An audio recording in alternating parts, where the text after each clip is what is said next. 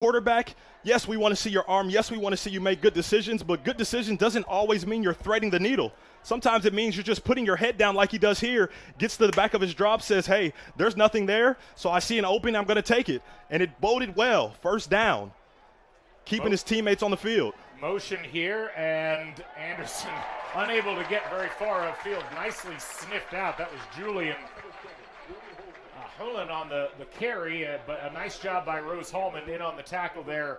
Among others was Ryan Schmidt, the strong safety. And when you say nice job, you have to say Cameron Dorsey's name again. Defensive backs get this negative connotation that they don't want to tackle or they don't like contact and they just want to cover.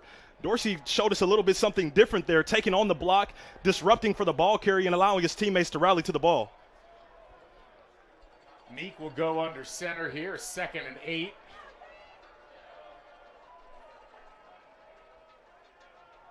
And fumble, picked back, no, not picked up, still on the ground, and a scramble for the ball. It looks like Rose-Hulman has recovered the fumble as John L. Wortham just never got that one in his hands. And for Coach Coddington and this Anderson team, the expectations come with 3 layers. You have to believe, do not beat yourself, and win the turnover battle. So for the last 2 on that, they have done exactly the opposite of what his expectation is for this team, giving this Rose-Hulman team the ball back in their own territory and just allowing them to shorten the field. So not great, but time for the defense to come and bow up a little bit. That had to be frustrating for Anderson as they had a couple of cracks at picking that ball back up. So did Rose-Hulman. That one was on the ground for a while, but a great spot for the Fighting Engineers. 9:14 remaining in this first quarter of play and already up 7-0 inside Anderson territory. Here's the snap. And squirting through the middle and picking up first down yardage is Jay Smith. Jay Smith finding himself in on the action last week with 16 carries and 94 yards, just picking up where he left off. Offensive line did a great job, hole off the right side of the center. He did the rest. Rose-Hulman, once they get going offensively, can look pretty hard to stop. There's a flag. It looks like a false start going to bring this one back. False start is indeed the call. Sounds like that was on Devlin Spradlin, and that'll make it 1st and 15 at about the 27-yard line. Jumping the gun just a little bit, but had there not been a false start, there was another big running lane for Smith to hit. Just a great job with an inside zone scheme by the offensive line, a cutoff block by the tight end, which honestly just confuses the linebackers a little bit, displacing them from the gaps that ultimately Smith would have taken advantage of. Another handoff to Smith, almost a bit of a draw there almost, and he'll pick up about 4. Some delays on the handoffs here, which is certainly trying to suck that Anderson defense in and get the blockers upfield in the middle. And we've seen it now for the 2nd play in a row. Rose-Hulman using their tight end. Yes, they're a spread offense, but they want to use their tight end. It's all deception. We want to block him sometimes. Sometimes we want to go out for a route like he kind of does here as a lead blocker. Just using the tight end as at your dispense leads to great offense. Not a great execution on that end around there as Hirzy got tackled in the backfield. Robertson perhaps very smartly deciding not to use himself as too much of a lead blocker, but that will lead to the Fighting Engineers losing some yardage. So 3rd and 15 now. Anderson trying to put up a stand. And a draw. Here's Smith with a hole. He'll get first down yardage, cuts back down to the 1-yard line. That's just great discipline there from Jalen Hobbs. He hears the crowd noise, so he knows it's a big play behind him. He feels the momentum, so he knows the ball carrier is getting near the back of his heels. So instead of grabbing the defender and allowing him to get called for a holding, he lets him go, refights for leverage, and allows his buddy Jay Smith to go for even more yardage, almost getting to the touchdown. So far we've seen great perimeter play by these skill players for Rose-Hulman. Wildcat handoff and into the end zone, touchdown, Fighting Engineers. Jay Smith deserved the payoff at the end of that drive for what he did elsewhere. As you said earlier, this Rose-Hulman offense, when they get going, it is hard to stop them, which makes you believe that the only person or the only people that's going to stop them is themselves. They didn't do it on that drive, and that's why they're up right now 13-0. And you can see there a nice job initially by Anderson getting players where they needed to get to, but Jay Smith kind of deceptive in terms of his overall power. He's only 5'9", 180, but a lot of power there in the Evansville native. Extra point is good. 14-0 Rose-Hulman. We'll be back after this.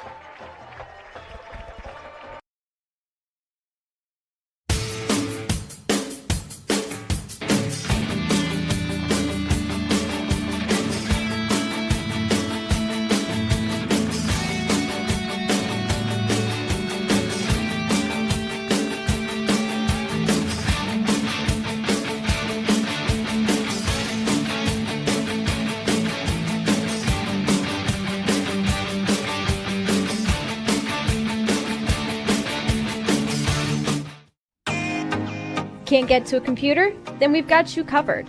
Just go to the IndianaSRN app and stay up to date with all of your favorite teams. You can watch live coverage or relive the experience with our on-demand service.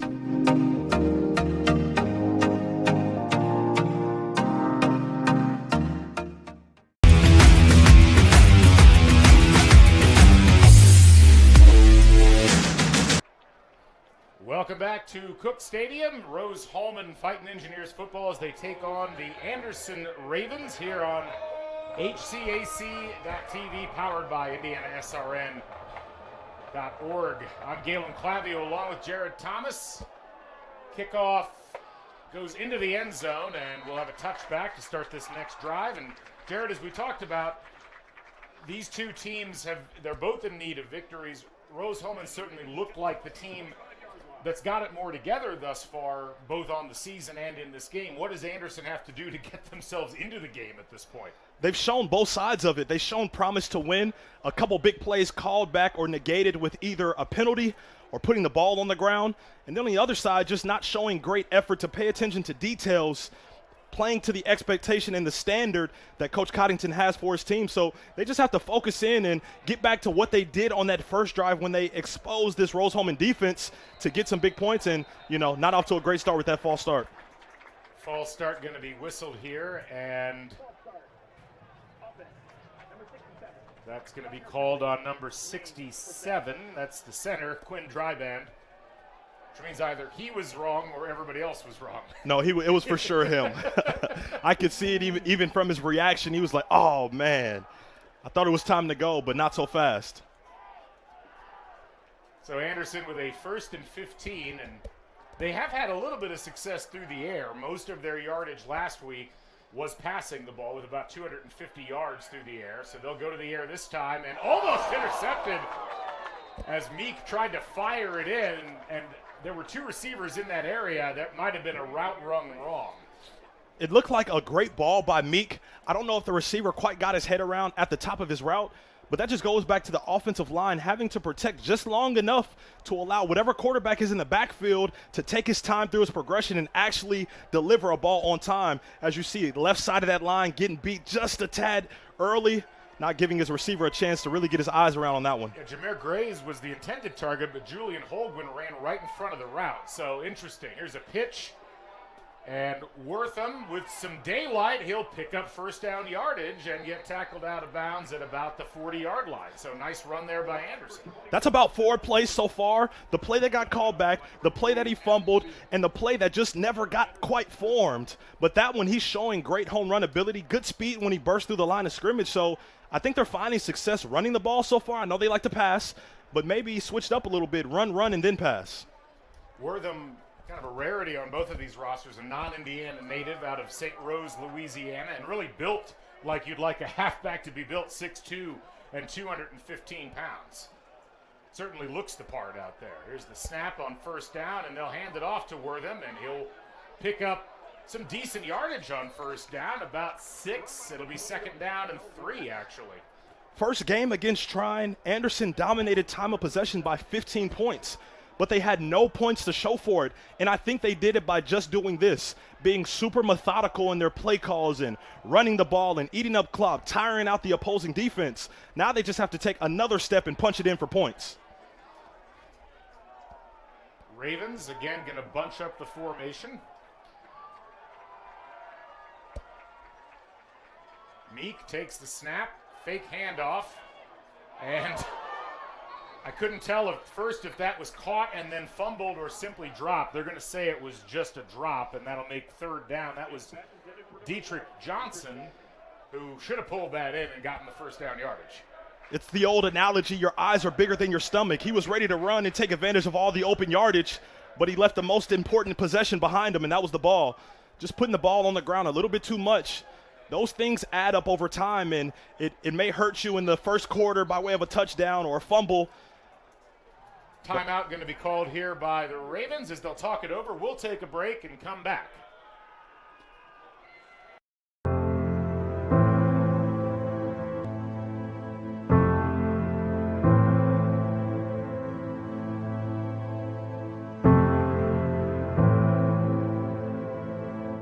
Calling officials cheaters or corrupt, it's not a game. Insulting referees, it's not a game. Threatening officials, it's not a game. Berating young umpires, learning the ropes, it's not a game. Violent language in the stands, it's not a game. Verbal abuse from the sideline, it's not a game. Screaming at a referee in the parking lot, it's not a game.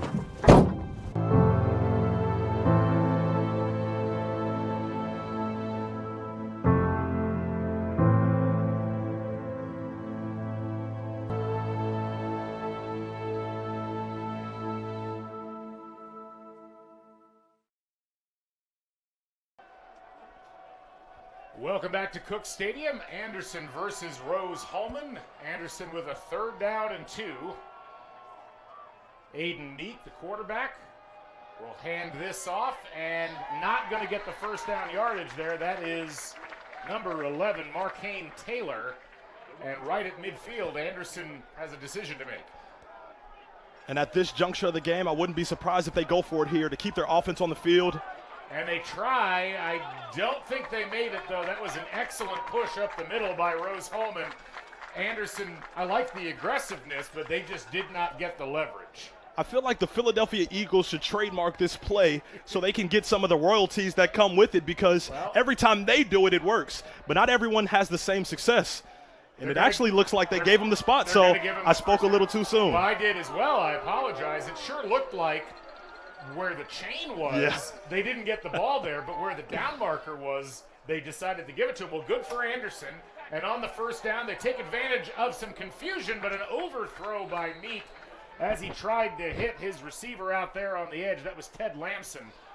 Just couldn't quite get under that ball, and just a lot going on there in that set of plays. But give Anderson credit as they were able to get that first down. We're going to take a quick break for injury. We'll be right back.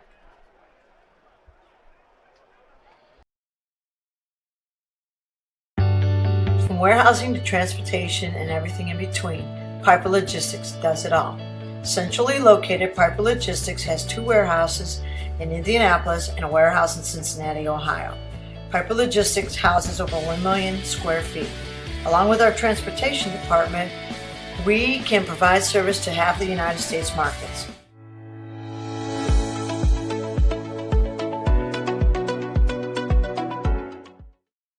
We encourage you to subscribe to our YouTube channel, IndianaSRN. Hit the bell to get notifications for upcoming games and more. Watch as many games as you want, as many times as you want.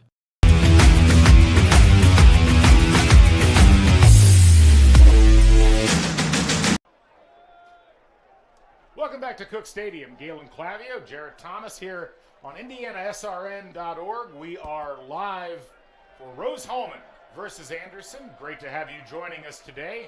Anderson on the handoff. Had a bit of a wall in front here and a nice tackle made.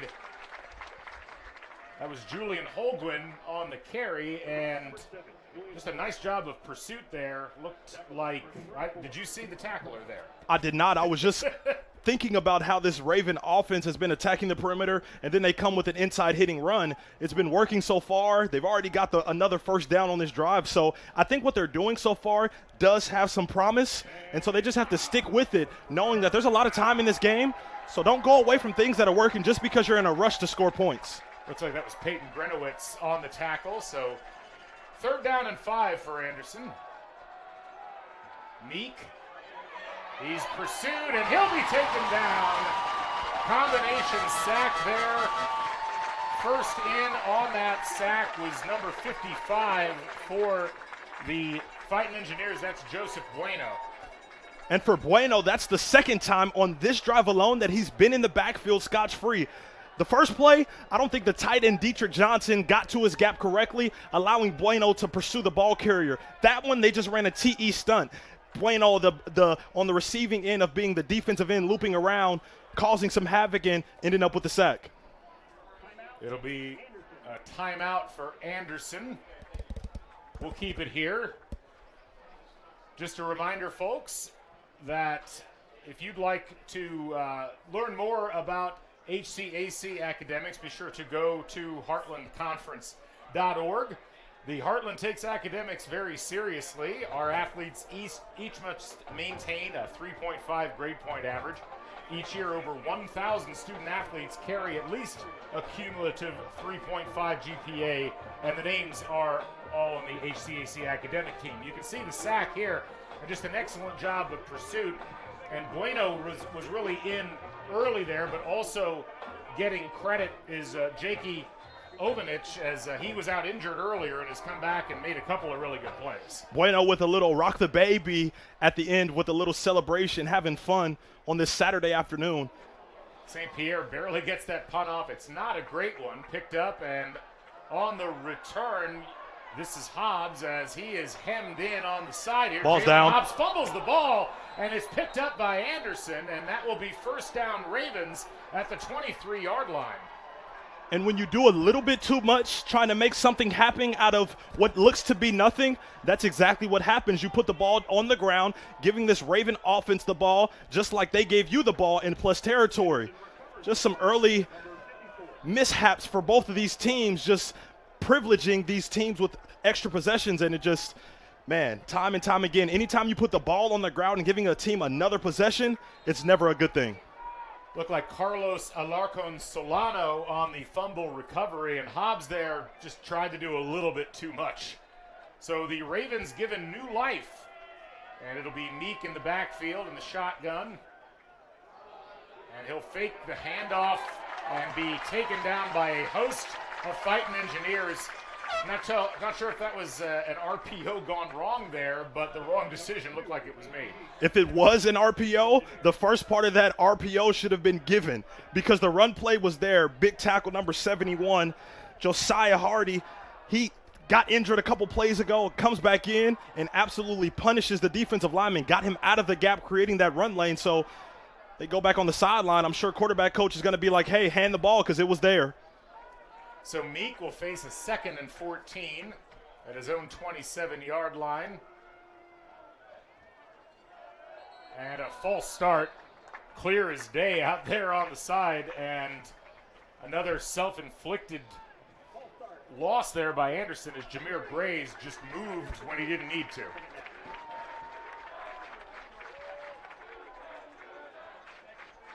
Just a reminder, folks, follow your favorite school on hchc.tv, powered by IndianaSRN. You always have a front row seat. It'll be 2nd and 19. And a fake handoff and sacked in the backfield again. And an excellent play there. Peyton Gernowitz again on the sack, and Anderson definitely going the wrong direction on this drive. Offensive line not protecting. It's been an Achilles heel for them so far this season. It's definitely becoming a problem here today. If they can just shore up this offensive line protection, adding in a running back and some tight ends. You saw here John L trying to get out to the edge, just not quick enough. Rose-Hulman's pursuit was relentless on that play. But if they can get some protection, coupled with some of the big plays they've made so far, they can score some points. Snap. And stepping up in the pocket and looking to throw, and has a man open. First down, and looked like a little helmet contact there. No whistle on that, but a nice throw by Aiden Meek.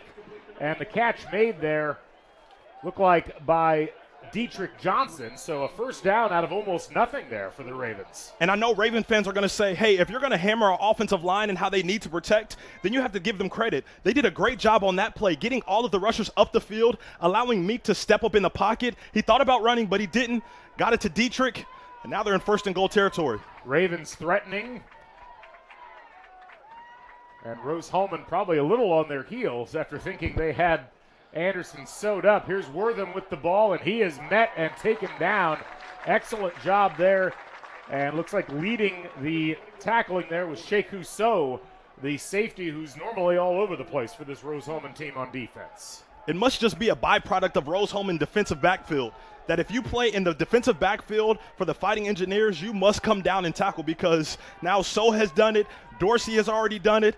These backfield players for the defense are coming to play. 2nd down and goal at the 7. Anderson's had some luck with these bunch formations. They'll go back to that. Meek under center.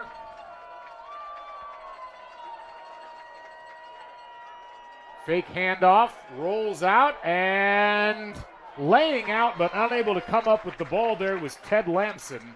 It'll be 3rd and goal. So was in pursuit and almost gave up, like, man, I got outflanked. I bit on the run a little bit too hard. So would like to see Meek just put a little bit more loft on that ball to give his receiver a chance to get underneath it for the touchdown pass. But all that aside, 3rd down, it's time to get back to it and try to get a score.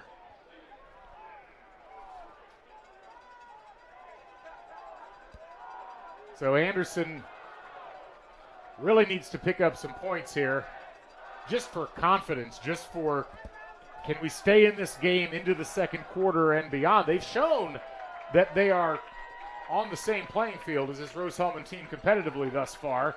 Here's Meek stepping up, pursued, and he'll be taken down again in the backfield. Another tackle for loss, and again it looked like Gernowitz on the sack. That will bring up 4th and goal from the 8. There's nothing wrong with pushing the defensive lineman up the field, but it can't happen so fast. And right now, this Rose-Hulman defensive line is just getting in the backfield so fast, it's not even allowing Meek to go through his progressions and see who's open. He just has to look at the first guy, and then if it's not there, take off and run. We're through 1 quarter of play. It's Rose-Hulman 14 and Anderson nothing. We'll take a break and be right back here on IndianaSRN.org.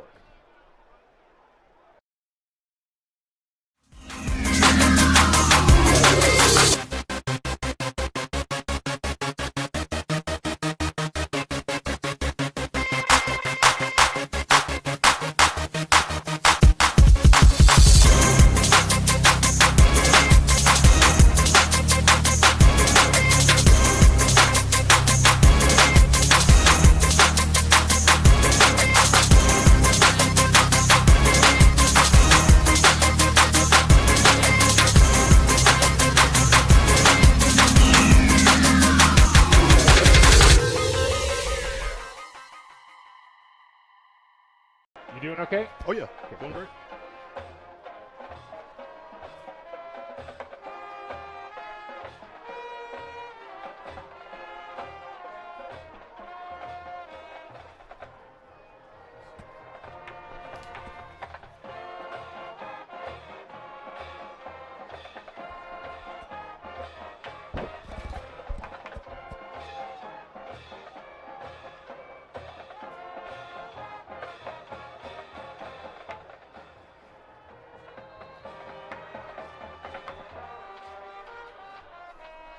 Back here at Cook Stadium, and an Anderson field goal attempt, and it is barely good. That snuck through over the crossbar. We'll keep it here as Anderson gets their first points of the game, 14-3. Probably not the ending Anderson would have liked on that, but at least getting some points after being in 3rd and forever at your own 40 has to feel pretty good. And you already set the pace earlier in that drive, saying you'd think they would have to get points here just for team morale, and they did just that. The field goal snuck in, almost looked like a knuckleball, but whether it be a knuckleball or upright and through until the back part of this athletic facility, 3 points is 3 points. So this Raven offense feeling good, trotting off the field. Let's go over some statistics that we saw in those the first quarter of play. It's been relatively even in this game so far. Rose-Hulman, 99 total yards. Anderson with 85. Janelle Wortham, 7 carries, 44 yards, averaging about 6 yards per carry. Jay Smith leading the Fighting Engineers, 4 rushes for 43 yards. Not a great passing game for either of these quarterbacks thus far. Aiden Meek, 2 for 8 for 36 yards. He's been sacked 3 times. Miguel Robertson only 1 for 4, but of course that one throw was for a touchdown. And then defensively, Adam Field with 4 total tackles, Peyton Gernowitz with 2 sacks and 2 total tackles, and then for Anderson, Aaron Bow with 2 tackles. It's been a relatively even game despite the fact that it's 14-3. As you said, as we look through some of these statistics, I look at Jay Smith, a net of 43 yards, but his longest is 25. So 50% of his run came on 1 attempt. And then Miguel Robertson, 33 yards passing, came on 1 attempt. So a lot of this statistic is a little bit skewed because it's coming by way of big plays. So it's the defense that eliminates them first that gets the advantage. Short kick, and the return snuffed out pretty authoritatively there by, I believe that was Julian Holguin who was making that tackle. You don't normally see that kind of juice on a tackle from a wide receiver. Good for him. And by your reaction, that is exactly what that ball carrier felt as Hogan hit him there. He may play receiver, but he definitely brings the boom because he just showed it there on that kickoff coverage. I try to be sympathetic in the way that I call the game. 14:52 left in this first half of play. Rose-Hulman looking to get their offense jump-started. Handoff to Grant Ruperta, who took the last series off, and he's snuffed out in the backfield by Anderson. It's a big number 99, I believe, on that play. DeMarco Cooley Jr., if I'm not mistaken, one of their elder statesmen in the defensive backfield, just doing a great job for this team, leading this defense from up front. Anytime you get a defensive lineman playing in the opposing team's offensive backfield, you know you're in for a great day defensively. Robertson unable to connect there as he tried to hit Brandon Green, but a good job on pass defense there. Looked like that was Trace Staley, I think, on the coverage. Nope, pardon me, that was Elijah Williams, number 17 for Anderson. Want to give credit where credit's due. Staley came over to say congratulations, and he should have. That was a nice defensive play. Great play by the freshman out of Florida. One thing that Anderson is not lacking right now is energy and spirit. It may be Rose-Hulman's homecoming, but Anderson's looking to play a little bit of spoiler here today, so they can get a couple more big-time plays that swings the momentum. We have ourselves a game. And a nice job on that play as Ruperta catches that pass out into the flat, and a first down for Rose-Hulman, and they really took advantage of that aggressiveness that you just talked about, and they pick up the first down. When you get caught peeking in the backfield for a little bit too long, they just drop it right over your head, and that's exactly what happened there as Robertson dropped it off to Ruperta. Ruperta again stopped with minimal, if any, gain, and it'll be second down and 10. I'm pretty impressed with what Anderson's done defensively so far. They've really managed to negate this Rose-Hulman offense at times. They had the one drive where they just kind of let the floodgates open, but the other drives have been pretty impressive so far. And they've done a great job this year of generating some turnovers. A few interceptions coming into today, so they're not afraid to go take a risk and make a play to get their offense the ball back, so they just need that to get this offense off the field so their offense can come back on. Ruperta, minimal gain, maybe 2 yards there. He was hunting for holes, but a good job by Anderson of maintaining pursuit. So it'll be third down and 7.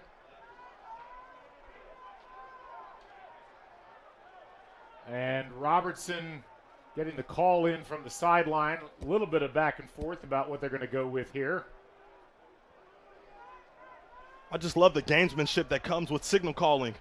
See 3 guys with a green, a blue, and a pink hat. One's live, the other 2 aren't. You just don't know who's who. Robertson has a man open. It's Hobbs, first down. He'll fall down. Might have been able to pick up a couple extra yards, but a nice route there by Jalen Hobbs, and they'll move the chains.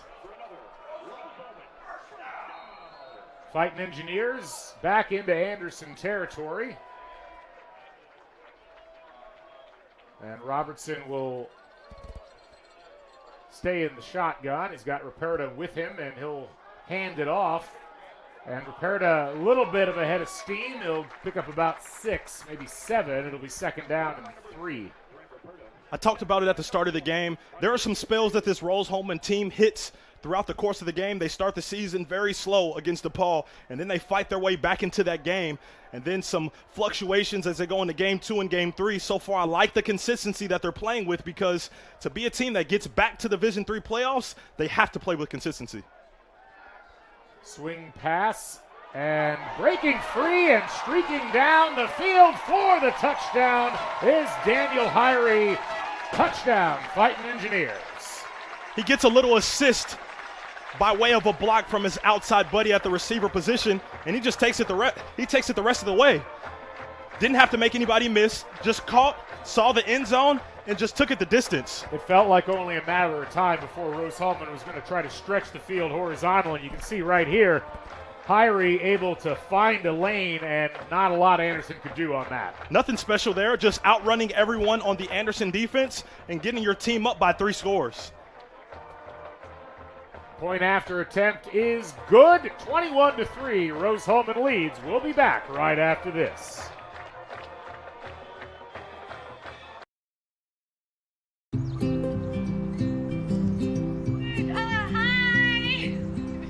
You're good at making big announcements.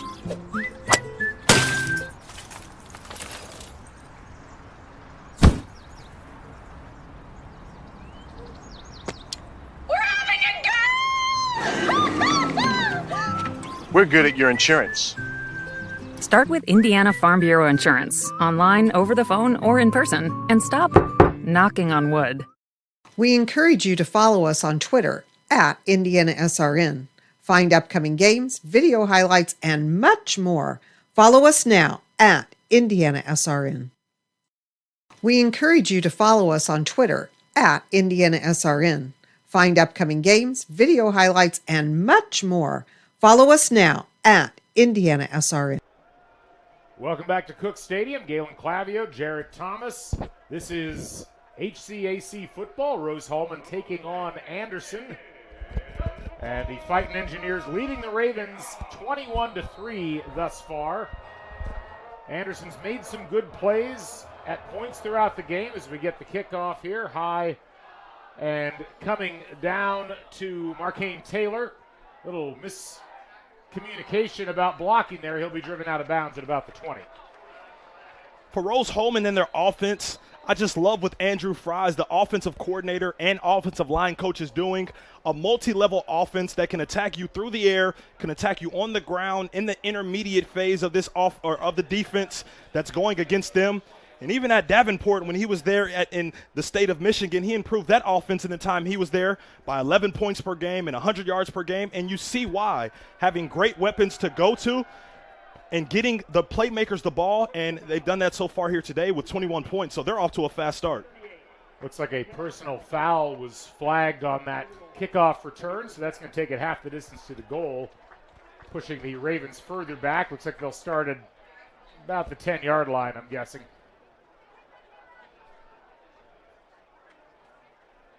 So officials walking it off, and they will indeed start it at the 10. So Anderson, probably a good time for them to start integrating the passing game a bit more if they can get effective blocking to give Aiden Meeks some time to throw the ball.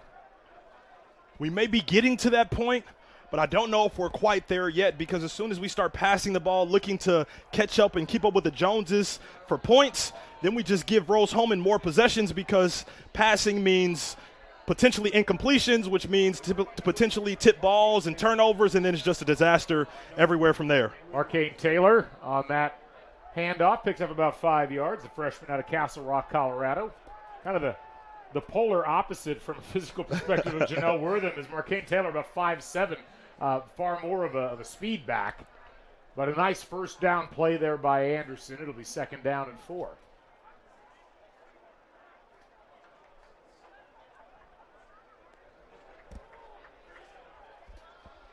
Little shift on the offensive line as Meek gets under center. A toss back and completely snuffed out as half of the Rose-Hulman defense was in the backfield of Anderson on that one. Big number 34, Grenowitz, for Rose-Hulman, just seems to find himself at every part of this Anderson offensive attack. If you want me to rush the passer, I can do that. If you want me to play in the backfield and disrupt the run, I can do exactly that. If there is an MVP defensively, it is number 34 for Rose-Hulman. So 3rd down and 7. Rose-Hulman looking to stymie this Anderson offense before it gets going. Ravens back in that bunched formation. Meek swings it, and that is going to be fumbled. No, they'll call that an incomplete pass. That was mighty close to a lateral, and Anderson has to count themselves lucky that Peyton Gernowitz isn't celebrating a touchdown right And had now. that defensive lineman, I believe that was Grenowitz, had he got his arm up, he might have even saw an interception just because he was that close to where that ball was airing out to that receiver coming out of the backfield. So Anderson dodges a bullet there because that was almost catastrophic. Yeah, I think Anderson really has to count themselves lucky. that looked for all the world like at most a lateral, if not a backwards pass. Timeout going to be called by Anderson. We'll take one ourselves and be right back.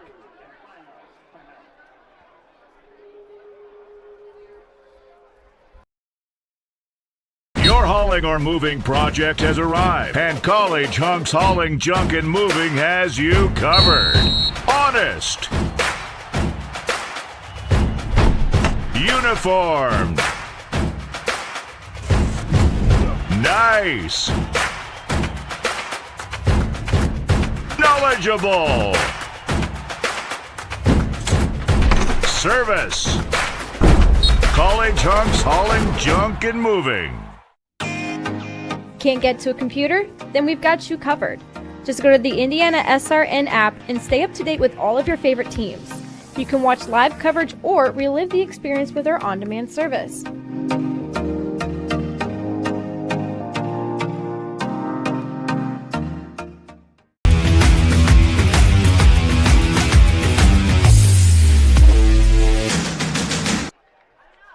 Welcome back to HCAC.TV, coverage of Rose-Hulman and Anderson. I'm Galen Clavio along with Jared Thomas. Great to have you folks joining us once again. The Ravens going to punt this one away, almost blocked, and will be allowed to fall to the turf and roll out of bounds. That did not get out of Anderson territory. Rose-Hulman will take over at the Anderson 45. We got some scores from around Division III that we'll update you on. Number 1, North Central traveling to Wheaton today. 12:36 left in the second quarter, and no problem for North Central so far. A 28-7 lead in that game. Ohio Northern and number 2 Mount Union are scoreless. A little bit of a surprise there in the second quarter. And elsewhere, Trinity in Texas trailing to Berry at halftime, 29-20. Miguel Robertson will roll out, looking down the field. He's got a man, and it is knocked away at the last second. That was an excellent defensive play there, again, by Elijah Williams for Anderson, as he's had a couple of nice breakups. He's needed them, as otherwise that looked like it might be clear sailing for Marquane Taylor. You could feel a little excitement from Rose-Hulman's crowd, thinking that the receiver outflanked Elijah on that play. But the thing about Elijah on that play, yes, he was a little bit behind, but he's 6'3", so his length makes up for the speed that he's not keeping in stride with that receiver, and a great job just getting a hand up, getting a deflection, forcing the 2nd and long. Correction, it was Brandon Green on that, but still, nice play by Williams. Hand off to Jay Smith, and he will power forward for about 8. It'll be 3rd down and 2. Get the sense a little bit. I can see some body language from this defensive front. This defense for Anderson, they came out with a lot of energy. They kept up for a quarter, and it feels like they kind of almost run out of gas a little bit. So they have to kind of resettle back into this game, because if you blink too much, you may get down even more points. Hand off to Smith, and he'll pick up the 1st down yardage easily. Tackled by Connor Huffman there for Anderson, but that'll move the chains. Yeah, it's an interesting conundrum if you're Anderson, because you've been in the game. You haven't made the plays you've needed to keep pace with Rose-Hulman, and that kind of game can spiral out of control very quickly. And some of these games that they played in, it's been a game at some point in times. It was early in the games, but the score is not indicative of their effort. And that's what happens when you're young and you're growing and you're trying to figure it out. You just go on these long droughts of, man, we're kind of getting it stuck to us a little bit by other teams that may be great, but they just have to keep at it, because eventually that tide will turn. Jay Smith certainly doing his part for Rose-Hulman offensively as he spins his way to another 1st down, and Smith will come off the field here to take a breather. The 5'9" sophomore has been probably the best player offensively for Rose-Hulman thus far. Hand off to Grant Roberto, who's back in the game, and he's tackled after a mid-range gain there. That was Matt Shams in on the tackle, the safety. It's nice for Jay Smith and Grant Roberto When one guy gets a few plays, the next one can come give him a spell, and they just keep going back and forth. I wouldn't be surprised if they kind of turn it into a contest. Who can get the most yards with whatever plays they get?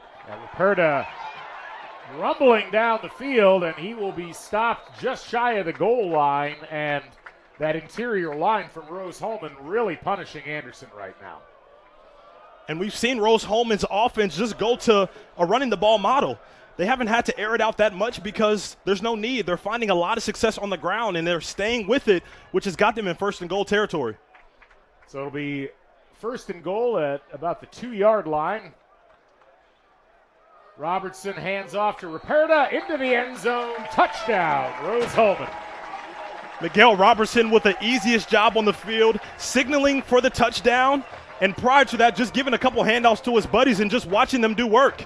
And that work paid off because now his team is up 27-3 with the extra point coming. Rose-Hulman starting to exercise some control over this game. You kind of felt like that was the direction it might go given how the seasons have gone so far. And Rose-Hulman definitely looking like good value at this stage as the extra point is up.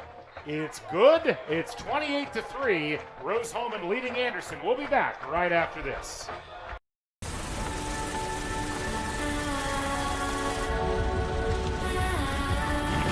You're good at keeping the car clean.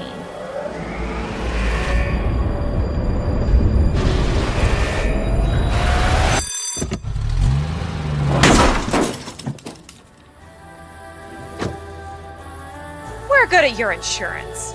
Start with Indiana Farm Bureau Insurance, online, over the phone, or in person, and stop knocking on wood. So I stopped in at Chick-fil-A for lunch and saw Officer Wilson come in. I decided to place a dine-in mobile order and have a cookie delivered to him just to show appreciation for his service for our community. A few minutes later, I noticed that Officer Wilson had gotten up and left, and I knew he hadn't gotten his cookie yet. I'm headed to my car. I turn around and I see Allie, and she's running after me. Mr. Police Officer, Mr. Police Officer. Usually when someone yells, officer, officer, they want to ask me about a ticket they got. I absolutely wanted the cookie. This cookie is delicious. Back here in Terre Haute, Indiana on HCAC.TV. I'm Galen Clavio along with Jared Thomas. Rose-Hulman 28, Anderson 3, 8:05 remaining in the first half of play. And the kickoff going to bounce out of bounds, and that will give Anderson some good field position to start things off. Such a buzzkill when you go out for special teams. Everyone's excited to run down. And then the ball sails out of bounds, spotting the offense a whole lot of yards. Just a reminder, folks, that we don't want you to miss this chance to be part of the excitement. Leave a lasting impact as an IndianaSRN game day sponsor. Join us and let's create unforgettable game days together. You can gain prominent exposure through on-site branding, social media mentions, and more. Contact us at coach.IndianaSRN.org. Again, that's coach.IndianaSRN.org. So Anderson will take over at their own 35, and almost a lost ball there on the snap, and Meek just has to tuck it and take his medicine. That'll be a loss of 1. It's just the little things right now, not looking the ball in, even on the snap. If you're a receiver receiving a pass from Meek, just this offense and the defense just kind of all over the place right now. As I said a few minutes ago, just settle down. This game is still early in this game, still got a lot of time left in this second quarter, so don't allow mistakes to compound and create long-term failure for the rest of this game. Ravens with a 2nd and 11.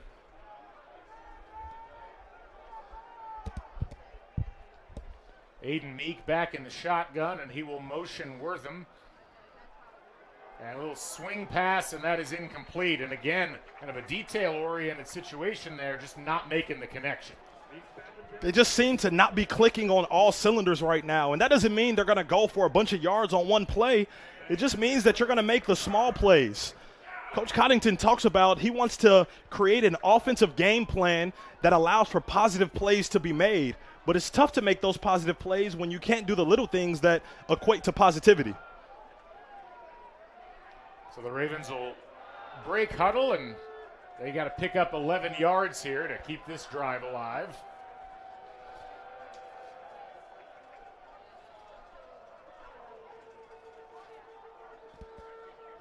Here's Meek.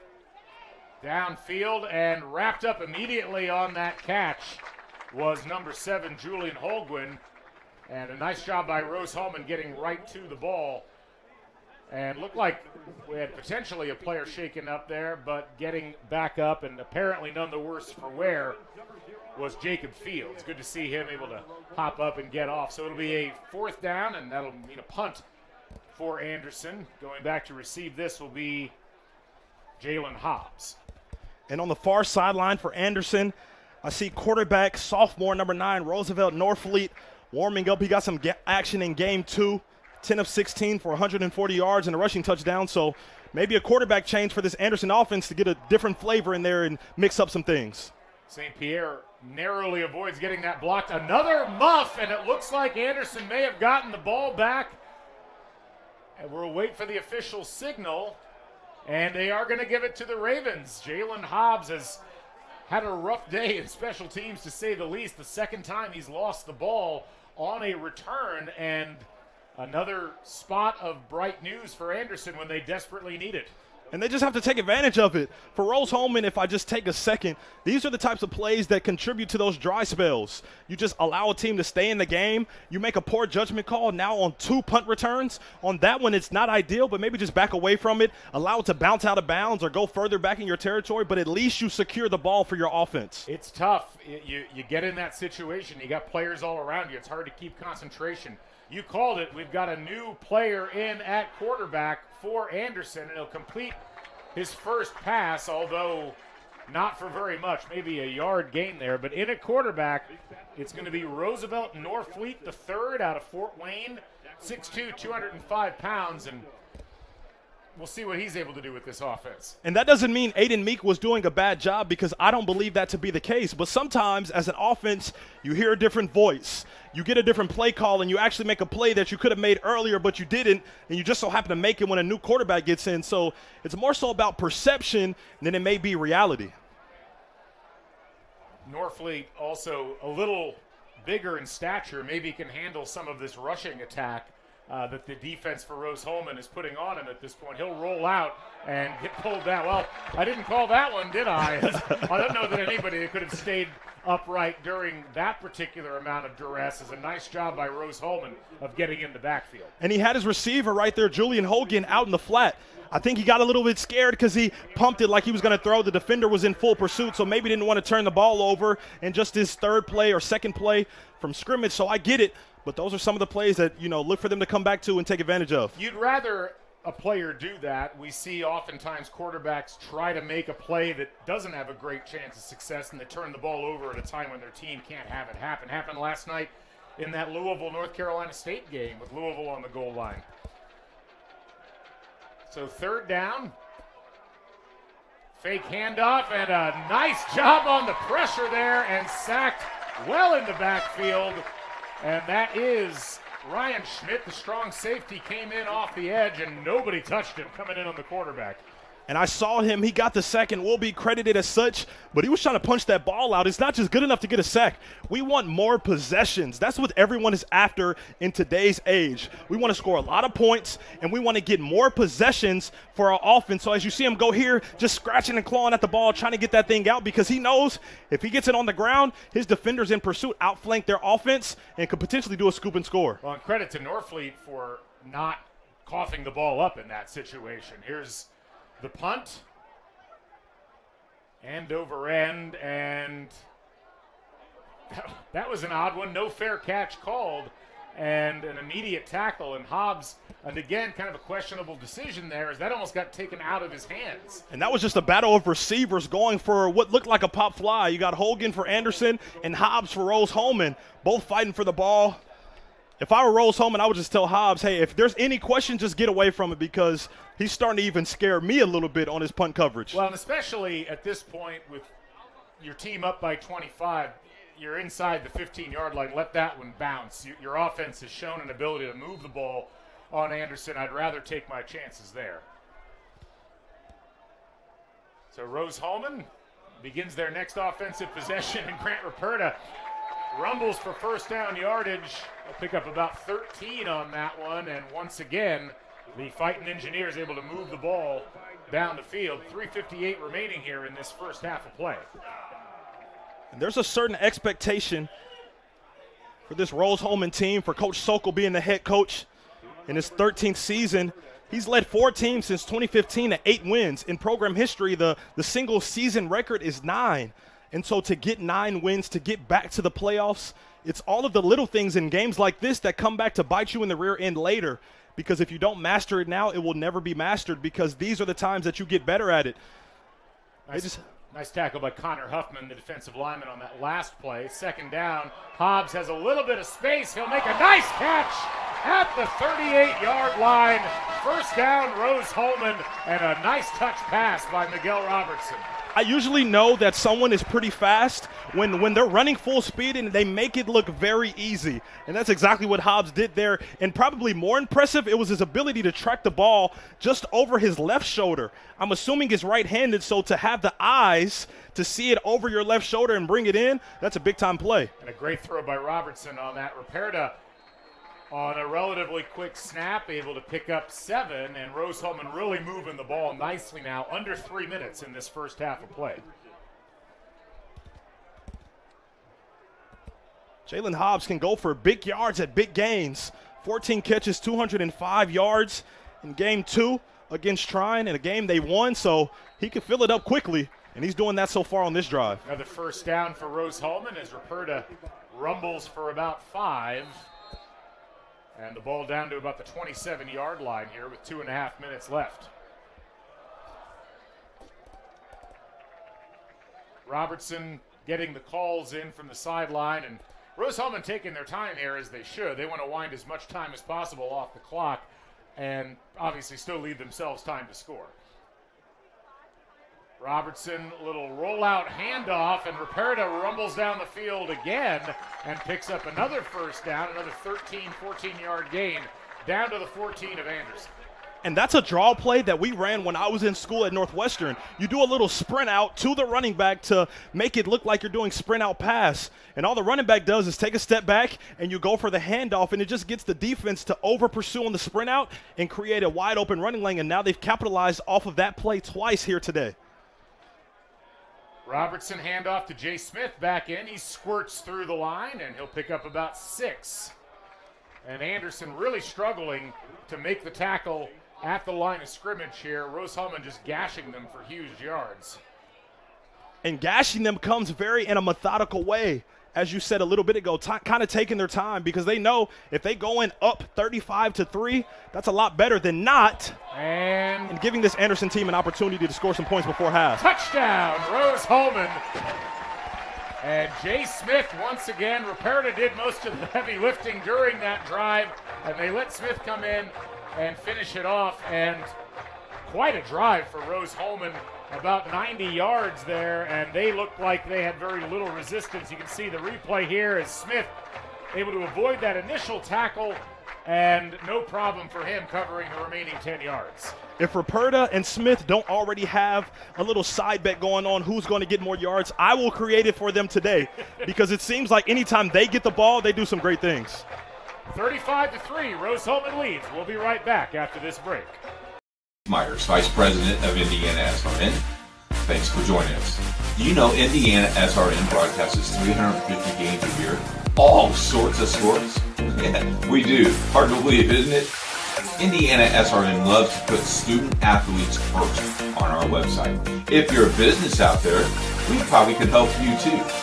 Contact us at coach@indianasrn.org. Grandma from out of state thanks you. Mom and Dad who can't get to the game thanks you as well. In fact, our athletes watch the games over and over again. Our military has enjoyed the games as well. So sit back and enjoy the game. It's IndianaSRN.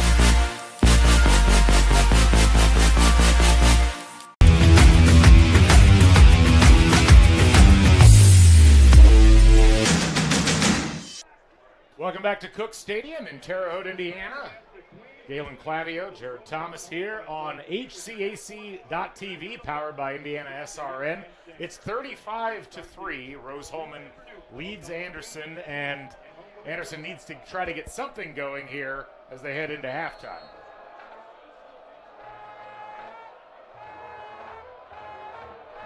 Kickoff. That's winding its way out of bounds and doesn't actually. Still on the ground, and a flag going to fly.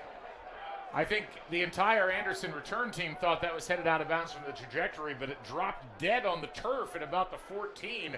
And as we always have to remind folks, that's a live ball. Anybody can pick that up. Yes, it is. And Anderson living a little dangerous there, just banking on that ball to go out of bounds. For a second, it looked like it wasn't, but I think it did, which is why they're going to get that spot on the 35-yard line. And so they did end up throwing the flag. They did say it went out of bounds. I'm not sure if the ball itself went out of bounds or if somebody was standing out of bounds and touched it. Either way, it's going to be on the 35 for Anderson. So a little bit of a glimmer of hope here if they can get their offense going a bit to maybe at least get into field goal range, try to get some points on the board before half.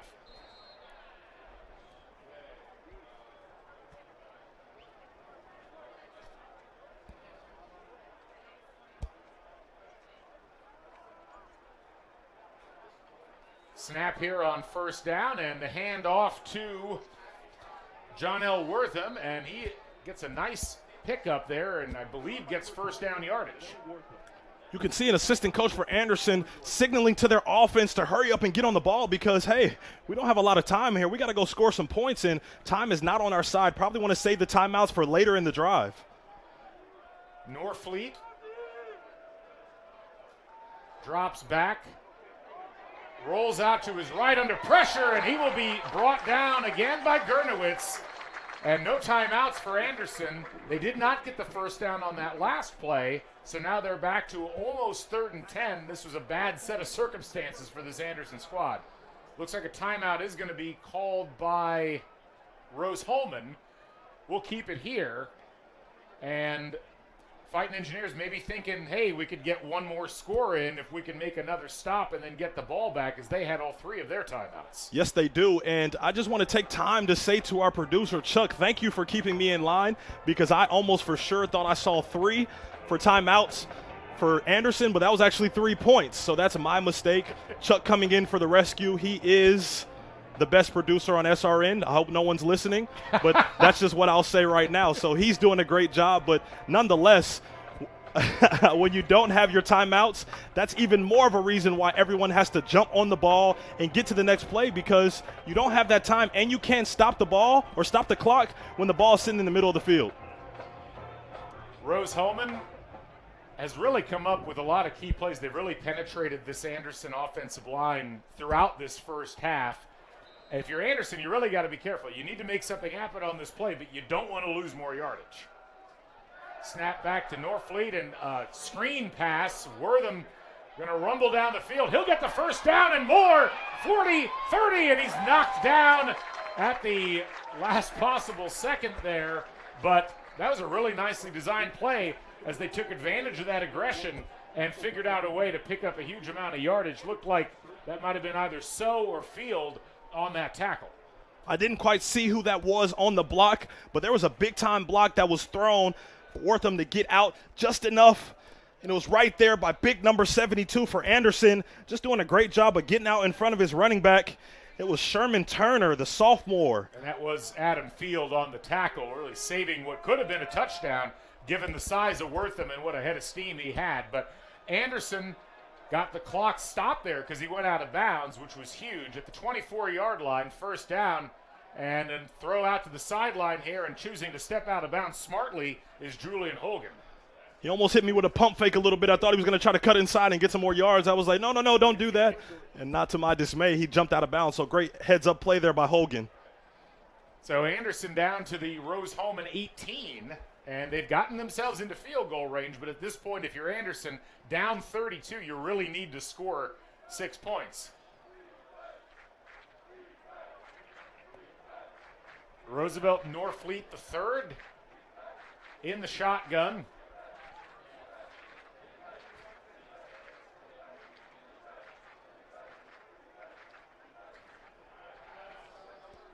And he'll roll out, and kind of a poor decision there to throw to Wortham, but he makes it worth his while. Rumbling towards the end zone, he'll be tackled at the 5. That could have been a disaster, but the strength of Janelle Wortham managed to bail Anderson out. They'll get a fresh set of downs, 1st and goal. At 215 pounds, you were probably mistaking the size for lack of speed. But when Wortham gets out in the open field, he can truly burn them and get those legs churning. Timeout going to be called by Rose-Hulman. We'll go ahead and keep it here. 19 seconds remaining. And Anderson, they keep finding ways to at least keep drives alive at key moments. Of course, earlier on, there was the fumble by Jalen Hobbs on the punt return. Anderson was able to move the ball into the red zone. They weren't able to score. What have you seen out of both the offense and defense in terms of how they want to try to attack this end zone? Well, I would start with the fact that Anderson has gotten the ball in favorable field position a couple of times because the kick went out of bounds. They started on the 35-yard line. They got some big-time plays on the ground, through the air. They just haven't been able to sustain the drives and turn them into points. And so that could be to the dismay of the offense, but that's a credit to Rose-Hulman's defense. When it's time to make a play, that's exactly what they've done here tonight, causing disruption in the passing lanes, in the pass rushing lanes, defensively interrupting the run. So it's been great effort by Rose-Hulman's defense, and I know they're going to look to keep that up on this goal line stand. Probably want to keep an eye on Julian Holguin here, as he's a likely target for a throw. I'd also keep an eye on Jameer Grays, who's here short, but of course you've got Janelle Wortham, although I don't see Wortham out on the field right now, which is a little bit surprising. Norfleet going to fake the handoff, throws it over the middle and off the hands of Julian Holguin. Nice idea on that pass, little post pattern in, but unable to come up with the catch. And you like to see Norfleet kind of negotiate that defensive end, getting up the field, and he did a great job putting the ball where only his receiver could make the play. His receiver didn't make the play, but I like the idea that this offense had. It almost bounced off his hands towards the defender there, though. You gotta make sure that if it's going to bounce, it's got to bounce down, not up. Hard to do in that situation. It'll be 2nd down and goal. Trips right here for the Ravens. Norfleet looks left and tries to hit near corner. They'll say incomplete. He caught it. Yeah, Grays caught it, but he landed out of bounds. And that was the part that got him. He didn't get any part of his body in bounds, but that was an amazing effort to haul that ball in on the sideline. Feels like he takes one more step before cutting back. That may end up being a touchdown. Big play here for both of these teams. Anderson trying to get themselves a little bit back in the game. It'll be 3rd and goal. Norfleet has the call in from the sideline. They'll spread the receivers out on the right side. 5 wideouts in this formation. And timeout going to be called by Rose-Hulman. We'll go ahead and keep it here, as Fighting Engineers wanted to make sure that they had what they wanted defensively. I'm not sure they were expecting Anderson to come out and split 5 players out in a spread. Putting your defense in man-to-man situations, it makes it a lot easier for the coaches to see where the mistake goes wrong if it's man-to-man and you give up a score. So I think the defensive staff for Rose-Hulman wanted to reassess what their coverage was going to be, and even if it's going to be man, give the guys a nice tap on the helmet and say, okay, it's time to make your time to earn your keep here today and come up with a stop. So you've shown something as Anderson as far as what play you were planning on calling there. You get the timeout from Rose-Hulman. Now what's your approach if you're the Anderson offensive coordinator on this next play? You have no timeouts, and you have 3rd down and 5, 3rd and goal from the 5-yard line. If I were calling the plays, I need to go for points here, so I'm going to go for whatever my best play is to get a touchdown. If not, I'm going to go for the points and kick the field goal. Rose-Hulman, 1-2 on the season, as we talked about earlier on. Looking to get back to 2-2 and pick up their first win in HCAC conference play. Obviously, Anderson winless thus far, looking for their first conference win as well this season. Norfleet will be in the backfield. They have changed the formation up. A little more bunched on this side. Grays, the lone receiver now, as the man goes in motion. Norfleet going to roll out to his right. He's got a man, throw, and touchdown, but flags all over the field. And I believe this is going to come back. You could call a legal pick, you could call offensive pass interference, but a lot of times offensive coordinators in these type of situations love the rub routes. But if you go in and make your rub look like an actual block, they're going to get you every single time, and they got Anderson on that one. Well, it looked like a little bit of a shakeup there, as I think it was Ryan Schmidt coming off the field a little bit slowly. You see the replay, and yeah, definitely an offensive pass interference call there. So it'll be third down, and they're going to replay, obviously, the down, but Anderson going to be too far away to try to get it in the end zone. They're going to go ahead and take the attempted points, it looks like, on the field goal. We'll see. So the ball getting marched back to the 20-yard line, I believe. So the field goal is going to get set up at the 27, so a 37-yard field goal attempt coming here from Yaphet Cuenca.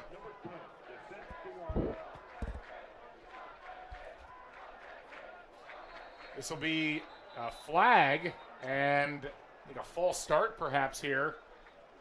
Not a mistake you can afford to make on a 37-yard field goal. No, well now, yeah, they are calling false start.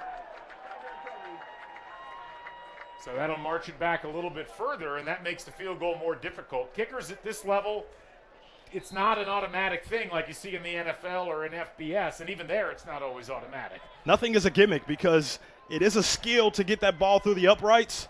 And there's so many things working against you, just like that block. That comes up short, and we have a return on here, but running out of bounds is going to be Hobbs. They're trying a little kick six action there, but didn't come to fruition. That'll end the first half of play. A dominant first half for the Rose-Hulman Fighting Engineers, 35-3. They lead over Anderson at the end of this first half of play. We're going to take a break. We'll come back a bit later as we'll recap what happened in that first half. We'll talk about some of the scores around the country, and we'll bring you the second half of action. For Jared Thomas, I'm Galen Clavey. This is IndianaSRN.org. We'll be back with more action here from Cook Stadium. Again, 35-3. Rose-Hulman leads. We'll be back. Every person has a story waiting to be told. Mr. Jack comes in every Monday. Yeah, that's right. One day I noticed his hat said he was a Korean War veteran. I asked him if he'd ever been to the Korean War Memorial. No, I never had a chance to go. That was the day I knew we had to do whatever it took to get him there. Manny made it happen. I got to go to Washington, D.C. to all the memorials. The World War II Memorial, Naval Memorial, Korean War Memorial. Took all kind of pictures and everything, and it was a good trip, too. I'm glad that I could be a part of Mr. Jack's story.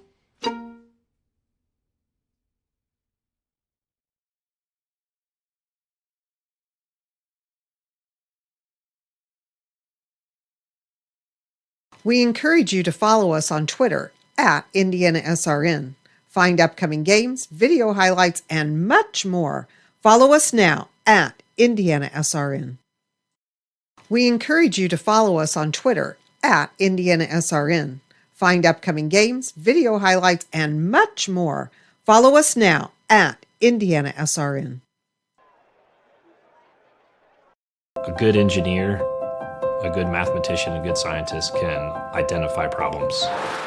But in order to be a great scientist or engineer, you've got to have curiosity and you've got to have creativity, and that's what's going to set you apart. You can't teach curiosity. You just need to encourage your student to be curious. Curious in anything that they do. Curious so that it brings out the innovations, the new ideas. We're doing things so quickly. A lot of times we know that we need help. So our professors all know us by name. Basically, everybody knows everybody here. That one-on-one personal connection you're getting with the faculty, you don't get that a lot of places. We're not just saying, here, go do this hard project. We are right there with them. We work with them. The faculty are there for you.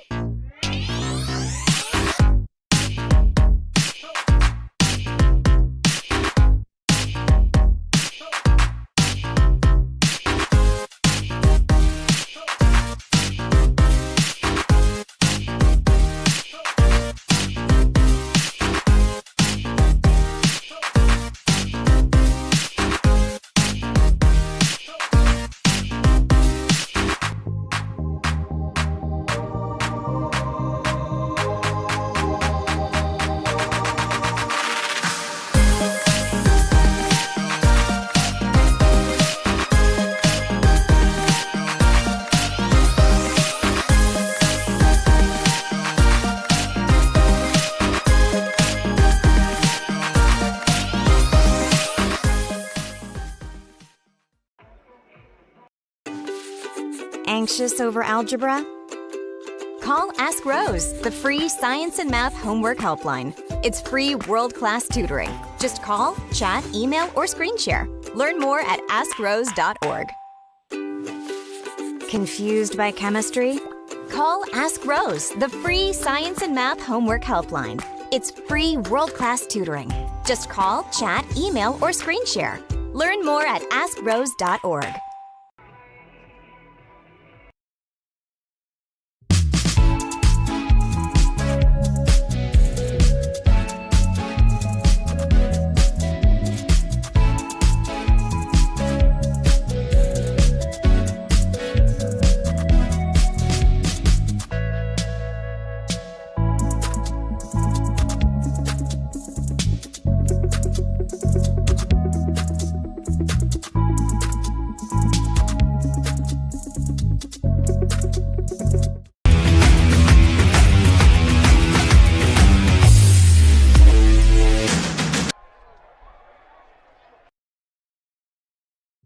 At Morales Group Staffing, we are all about building better futures. And during these times, we are working hard to put people to work. We are now hiring for hundreds of jobs with pay up to $17 an hour. Visit our website at moralesgroup.net or text JOBS, JOBS, to 317-472-7600 to apply now and get hired today.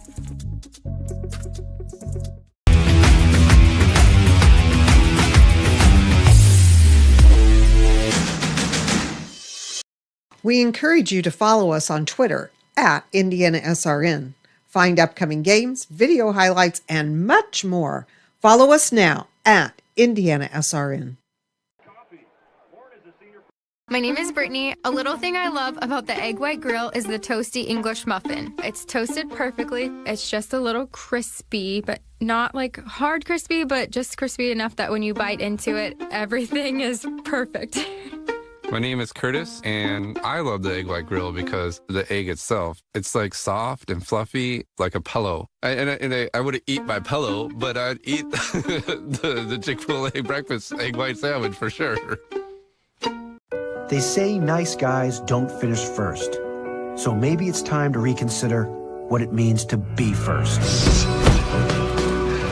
It's about being your best, but knowing you can be even better. It's being present, but respectful of history. You sure you want to make that move? It's donating something more valuable than money. It's believing in yourself and something bigger. It's coming from different families, but treating each other like brothers. It's not just being a man, it's being a Mason.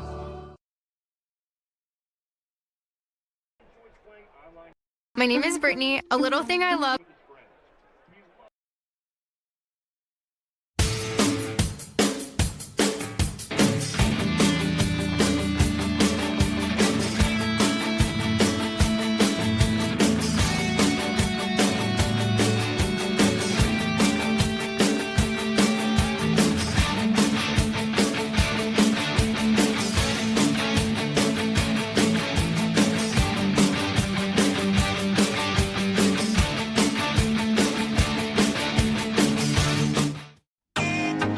Can't get to a computer? Then we've got you covered. Just go to the IndianaSRN app and stay up to date with all of your favorite teams. You can watch live coverage or relive the experience with our on-demand service.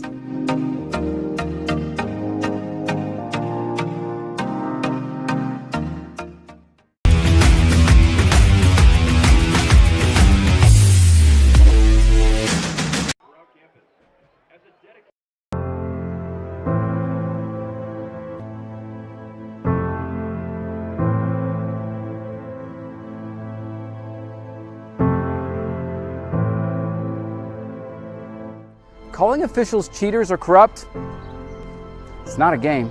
Insulting referees, it's not a game. Threatening officials, it's not a game. Berating young umpires, learning the ropes, it's not a game. Violent language in the stands, it's not a game. Verbal abuse from the sideline, it's not a game. Screaming at a referee in the parking lot, it's not a game.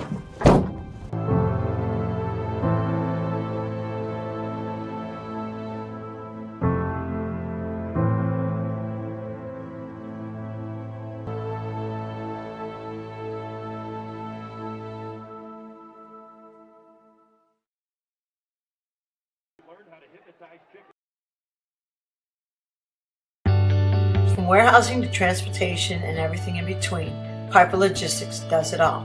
Centrally located, Piper Logistics has 2 warehouses in Indianapolis and a warehouse in Cincinnati, Ohio. Piper Logistics houses over 1 million square feet. Along with our transportation department, we can provide service to half the United States markets.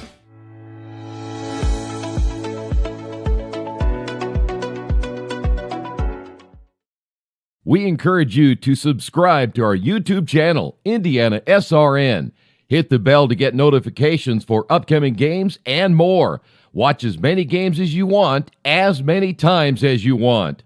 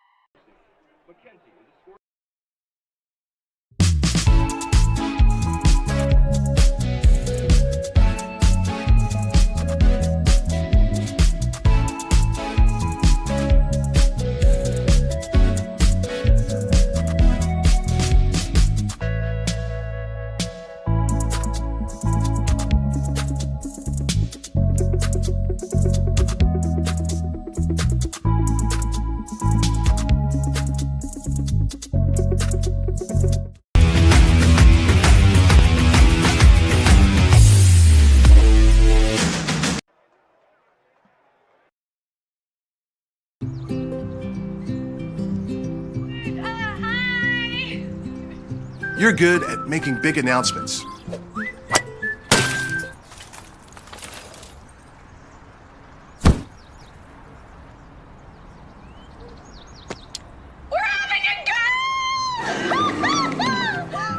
We're good at your insurance. Start with Indiana Farm Bureau Insurance, online, over the phone, or in person, and stop knocking on wood. We encourage you to follow us on Twitter at IndianaSRN. Find upcoming games, video highlights, and much more. Follow us now at IndianaSRN. We encourage you to follow us on Twitter at IndianaSRN. Find upcoming games, video highlights, and much more. Follow us now at IndianaSRN.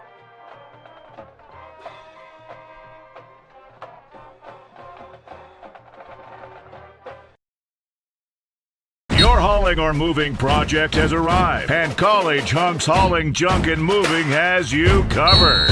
Honest. Uniformed. Nice. Knowledgeable. Service. College Hunks Hauling, Junk, and Moving. Can't get to a computer? Then we've got you covered. Just go to the IndianaSRN app and stay up to date with all of your favorite teams. You can watch live coverage or relive the experience with our on-demand service.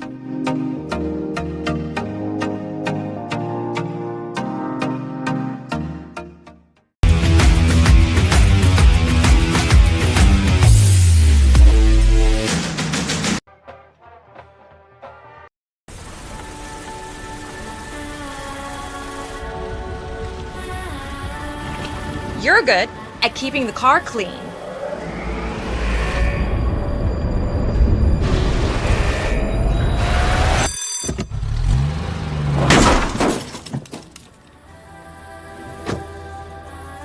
We're good at your insurance.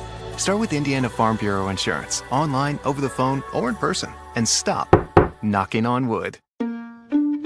So I stopped in at Chick-fil-A for lunch and saw Officer Wilson come in. I decided to place a dine-in mobile order and have a cookie delivered to him just to show appreciation for his service for our community. A few minutes later, I noticed that Officer Wilson had gotten up and left, and I knew he hadn't gotten his cookie yet. I'm headed to my car. I turn around and I see Allie, and she's running after me. Mr. Police Officer, Mr. Police Officer. Usually when someone yells officer, officer, they want to ask me about a ticket they got. I absolutely wanted the cookie. This cookie is delicious. Myers, Vice President of IndianaSRN. Thanks for joining us. Do you know IndianaSRN broadcasts 350 games a year? All sorts of sports? Yeah, we do. Hard to believe, isn't it? IndianaSRN loves to put student athletes first on our website. If you're a business out there, we probably could help you too. Contact us at coach@IndianaSRN.org. Grandma from out of state thanks you. Mom and Dad who can't get to the game thanks you as well. In fact, our athletes watch the games over and over again. Our military has enjoyed the games as well. So sit back and enjoy the game. It's IndianaSRN.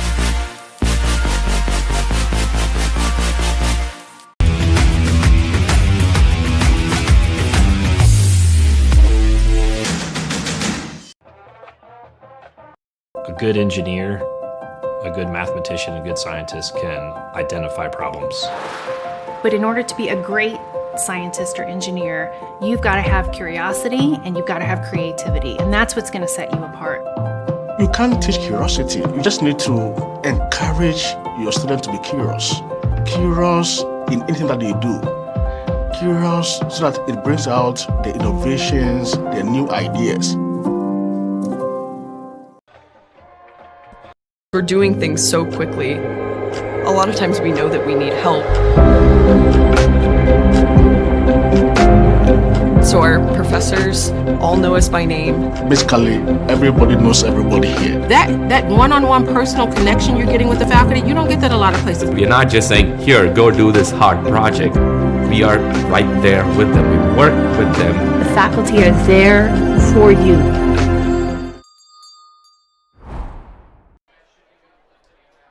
Welcome back to Cook Stadium in Terre Haute, Indiana, live on HCAC TV. I'm Galen Claviel along with Jared Thomas. Rose-Hulman 35, Anderson 3 as we get ready for the second half of play. Jared, let's start off by talking about the statistics from that first half. What sticks out to you? Well, when I look at Rose-Hulman, 34 plays for 307 total yards, and that starts at the running back position. Grant Roberto, 46 carries, 96 yards. Jay Smith, 9 carries, 87 yards. Jalen Hobbs in the receiver room, 3 catches, 82 yards. Miguel Robertson has been just the elder statesman that he is, just kind of managing the party at that quarterback position. And then on the other side, there have been a lot of good things that have been done by this Anderson team. And one of them is Jonell Wortham, 8 carries, 53 yards. And on top of that, he has 2 receptions for 53 yards. Some of these drives just have to turn into points. They got all the way down there at the end of the first half, couldn't quite punch it in, and so the couldn't quite punch it ins have to turn into actual points in this second half. It may not be enough to come back to win the game, but it will be enough to build some momentum going into next week. Yeah, some other key stats in that first half. Rose-Hulman outgaining Anderson 307 to 143 in total offense. Third down conversions. Rose-Hulman's gotten it done when they've needed to. 4 for 5. That's an 80% conversion rate. Only 2 for 9 for Anderson in that first half on third downs. They did have 1 for 2 on fourth down conversion. You can make an argument that really the only way Anderson's even made the dent that they've made with the original field goal, and the only times that they've really threatened have been directly due to Rose-Hulman mistakes. The 2 mistakes on special teams have put the Ravens in a position where they could have scored. They only were able to take advantage of one of those. And sometimes when you're talking about offensive points, you talk about how an offense is rolling and they take advantage of opportunities given to them. So yeah, it may have been by way of Rose-Hulman's own undoing, but that's still an opportunity for Anderson to take advantage and get some points on the board. Just a reminder, folks, that if you want to keep up to date with every school and every sport in the HCAC, be sure to head to the HCAC website, heartlandconf.org. Again, heartlandconf.org. You can also find coverage of all HCAC teams on HCAC.tv. Be sure to tune in there for the entire conference. You'll see more Rose-Hulman. You'll see more Anderson throughout the course of the season. So as we head into this second half, it's a pretty warm day out there, 83 degrees, and the sun is pretty much unrelenting. It's a beautiful day if you're in the stands. Out there on the field, you might start to see a little bit of fatigue set in. If you're Rose-Hulman, how do you want to approach this second half? It's home cooking for Rose-Hulman because you're right at home. And one thing that I thought was super fascinating, before the 2019 season, synthetic turf was actually installed right here at Phil Brown Field. And why do I bring that up? Because rubber pellets, that is turf, when it starts to get hit by that sunlight, it does start to cook up a little bit and feel a lot hotter than it is. But an advantage, because Rose-Hulman has always practiced on this field, but they actually haven't always been able to practice on their home field because they didn't have turf. But now that they do, it's almost an advantage for them and also Anderson, because I know they have turf in their home stadium. But at the end of the day, they're college football players. They get brought in to do a certain job with whatever position that they're playing. And so being in a position to take on the heat is just another day at the office for them. So it's just time to go execute. It's not nearly as hot as it was in the season opener for Rose-Hulman when they were taking on DePaul. That game was tight at halftime, and then the temperatures of that day really caused the Fighting Engineers to run out of gas. They're in a position here where they don't have to worry too much about pressing. If you're Anderson, you got to figure out a way to back in the game without expending so much energy that you're not able to not do anything when you get into the game finally. So we'll see what happens. It should be a really fascinating second half of play, at least from the standpoint of how these teams try to approach things, as Anderson has got a lot of things that they can do. Let's take a quick break. We'll come back with more. Anxious over algebra? Call Ask Rose, the free science and math homework helpline. It's free world-class tutoring. Just call, chat, email, or screen share. Learn more at AskRose.org. Confused by chemistry? Call Ask Rose, the free science and math homework helpline. It's free world-class tutoring. Just call, chat, email, or screen share. Learn more at AskRose.org. Back here at Cook Stadium, ready for the second half of play. Rose-Hulman lined up and ready to go, and we're still waiting for Anderson to come back out for the lineup here on this kickoff. 35-3, as Anderson looking to play for some pride and just try to get the offense on track a little bit. They have really struggled throughout the course of this season. In the 3 losses that they had, they got blanked at home by Trine in that first game of the season. They scored 19 at DePaul in a loss 2 weeks ago, and then they scored 14 last week in that game, 2 weeks ago in that game at Alma. So we'll see if Anderson can find a little bit of juice on offense. They will receive this. Well, the kick actually bounces into the end zone. That'll be a touchback, and Anderson will start off at their 20-yard line. We'll see who comes out under center for Anderson in this second half. As you noted, they got a little bit of offensive spark out of Roosevelt Norfleet III. We'll see if he's the choice or if they go back to Aiden Meek. Norfleet seemed to come into the game and get a little bit of flow going to this offense that they kind of saw at the beginning of the game. And so hopefully he didn't get too cold going into halftime, and he can continue where he left off to start this second half. So Norfleet is indeed the quarterback to start things off here for the Ravens. And they will go back to old reliable. Didn't really work that time, as John L. Wortham is eaten up in the backfield. Some great penetration by Rose-Hulman. And this defensive line just playing in the backfield, they probably looked in the stat book and said, man, this team has given up some major TFLs. This Anderson offense gave up 12 TFLs against Trine. I mean, that's a defense living in the backfield. And Rose-Hulman has almost mimicked that same effort here today. Second down and 15 off that 5-yard loss.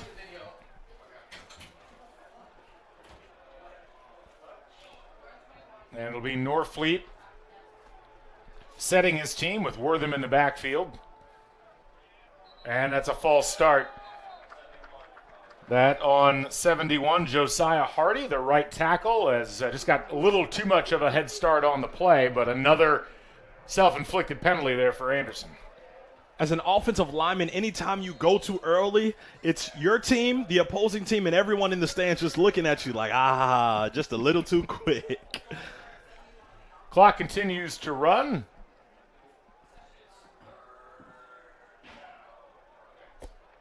Second down and 20. Little rollout, and Norfleet, that goes nowhere. Kind of a confused play as he rolled out against his body and had a hard time figuring out what receiver he was supposed to get that ball to. And even more so, his receiver, Jameer Graves, is going across back to the opposite side of where he was rolling out at, so I didn't quite know what they were going for there. Time to regroup for third down. It appeared they didn't either as things went. So third down and 20. And not the start Anderson was looking for offensively thus far. But they have, in a couple of cases, with similar down and distance, managed to convert in this game. They'll spread things out. 5 wideouts here. Pressure, and Wortham there was nowhere to go for him, and he drops that ball and probably would have, that's probably a good choice on his part. It ends up being fourth down. So a good first defensive possession by the Rose-Hulman Fighting Engineers, and they stand to get the ball in some pretty good field position pending this punt by Elijah St. Pierre.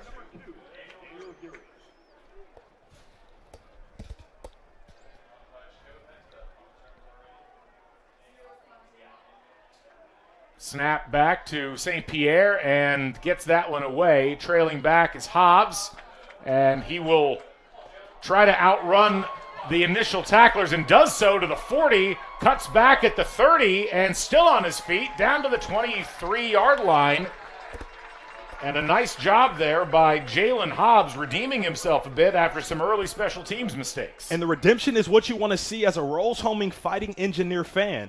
He made a couple of mistakes in the first half, getting a little too excited to make a play, and the ball just got away from him twice, giving the ball back to Anderson. He comes back in the second half, makes better with the third opportunity to do so, with a big-time return, making a couple guys miss, getting some key blocks from his guys on the special teams unit, getting his offense in great field position to start their first drive of the second half. Hobbs with some great speed, but great acceleration too, able to really kind of stop his momentum, and that really confuses the tacklers as they're coming after him. So first down, Rose-Hulman, and they'll just hand the ball to Grant Ruperta, who rumbles down the sideline and brought out of bounds at about the 3. First down, Rose-Hulman. It's always nice when the running back gets through the line of scrimmage and he doesn't get touched until he gets to the safety.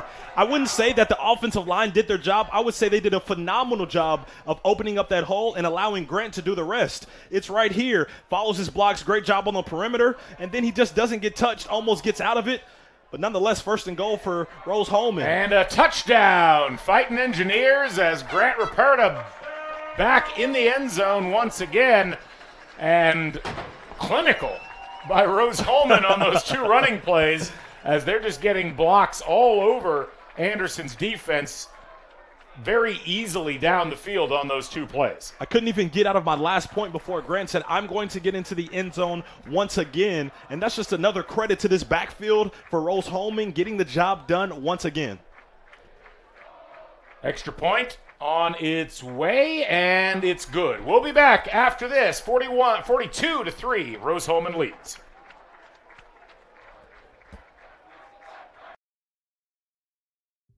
At Morales Group Staffing, we are all about building better futures. And during these times, we are working hard to put people to work. We are now hiring for hundreds of jobs with pay up to $17 an hour. Visit our website at moralesgroup.net or text JOBS, JOBS, to 317-472-7600 to apply now and get hired today.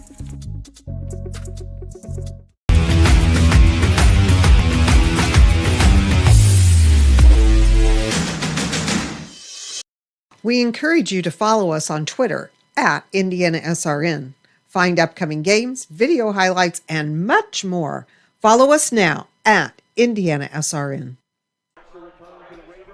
42-3 the score here at Cook Stadium in Terre Haute, Indiana. Rose-Hulman leading Anderson in HCAC competition. Be sure to catch action throughout the season on HCAC.TV, powered by IndianaSRN.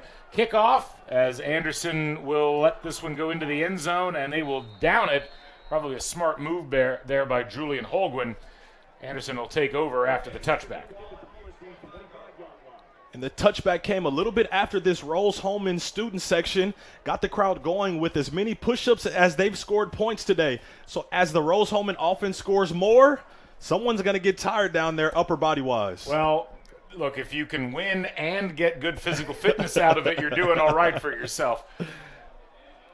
It'll be Norfleet at the quarterback position, and they try kind of a quasi-screen out there on the left. That went nowhere. Incomplete pass. It'll be 2nd down and 10. This is now the second time that it's happened, a defensive end getting in the passing lanes of that little screen play out to the flat. And the reason that's a problem is just a hand, a body presence, getting in the way of the vision of the quarterback causes the ball to be just off target, which causes an incompletion, which the defensive lineman did his job. It doesn't always mean he got his hands on the ball, but he affected the quarterback by just being in his line of vision. 2nd down. Pressure up the middle on this, and a good job of pursuit, and the ball's on the ground. Rose-Hulman looked like they came up with it, although they are going to blow the play dead, it appears. It'll be 3rd down, and I think Anderson has to consider themselves lucky there. That's been the coin. The play was dead because of forward momentum. And I don't know if I heard a whistle right before that ball came out, but it was very close, cutting a little bit of some fine hairs there on that play, but Anderson fights to see another down. 3rd and 10. More pressure. Well, now it looks like they may back off it here. No, they're going to come and jailbreak into the backfield and knocked down nicely there. That was looked like Rose-Hulman's number 55 on that knockdown. That was Joseph Bueno, and that'll force a 4th down. This Rose-Hulman defense being led by Jeffrey Stanton in his 3rd season. He led the defensive charge in 2021 when they only gave up 19.9 points per game. That is absolutely getting the job done, and we see why. They've affected the quarterback without even bringing pressure. So there's no question when they do bring pressure, they get that result, which is another punt, getting it back to their offense. Rose-Hulman getting ready to assume control of the ball for the 2nd time in this quarter already, and Hobbs will fair catch this time, and he'll pull it in at his own 43-yard line. I'd like to thank our game day sponsors for the broadcast today. Morales Group, building better futures one story at a time. Aspen Creek Grill, why go anywhere else for delicious food? Burtner Electric, providing quality electrical services in central Indiana. Boilermaker 374, second to none in quality and performance. Clean Slate, inspired innovation that moves businesses forward. And Piper Logistics, from warehousing to transportation and everything in between. Our thanks to all of our sponsors here at IndianaSRN.org. Miguel Robertson back on the field once again, leading this offense, trying to put some additional points on the board. Robertson, pardon me, we have a new quarterback in the game, and he'll complete his first pass nicely over the middle there. That was to Ben Klein. In at quarterback is Rick Easterwood, the junior out of Bakersfield, California. Apologies, we didn't spot that earlier. The Rose-Hulman numbers not always the easiest to read in this light, but a nice play there, a nice throw by Easterwood on his first toss. And Robertson could have taken his pick. He also had Aiden Sturgeon also streaking down that left seam, so he picked the one that got the most yards, but could have had another one for just as good of a game. Jay Smith moving things forward, a 9-yard gain for him, and it'll be 2nd down and 2 at the 24 as Rick Easterwood still in there at quarterback. And Rose-Hulman really having no trouble whatsoever moving the ball regardless of what they are trying to do. Getting absolutely whatever they want on the ground, through the air. Just take your pick. Jay Smith gets the first down and more, stays on his feet, and picks up close to 10 yards. They'll get down to about the 13-yard line. there's an element that's going on right now for this Rose-Hulman offense that most wouldn't notice. But a lot of times you would see a ball carrier in that position run out of bounds because they would get more yards. But if you run out of bounds, that forces the clock to stop. So you just need the clock to continue to move, because the more time that runs down, the more that your offense can stay on the field, keeping Anderson at bay, allowing you to just get into a smooth, methodical pace that we've seen thus far in the second half. Rose-Hulman making a few personnel substitutions here. As you know, you're up by 39 points. You can start to cycle in a little bit of the second team. It looks like we've got a whistle on the field and a timeout by Rose-Hulman. We'll go ahead and keep it here as it's, again, to reset things. 42-3, Fighting Engineers leading Anderson.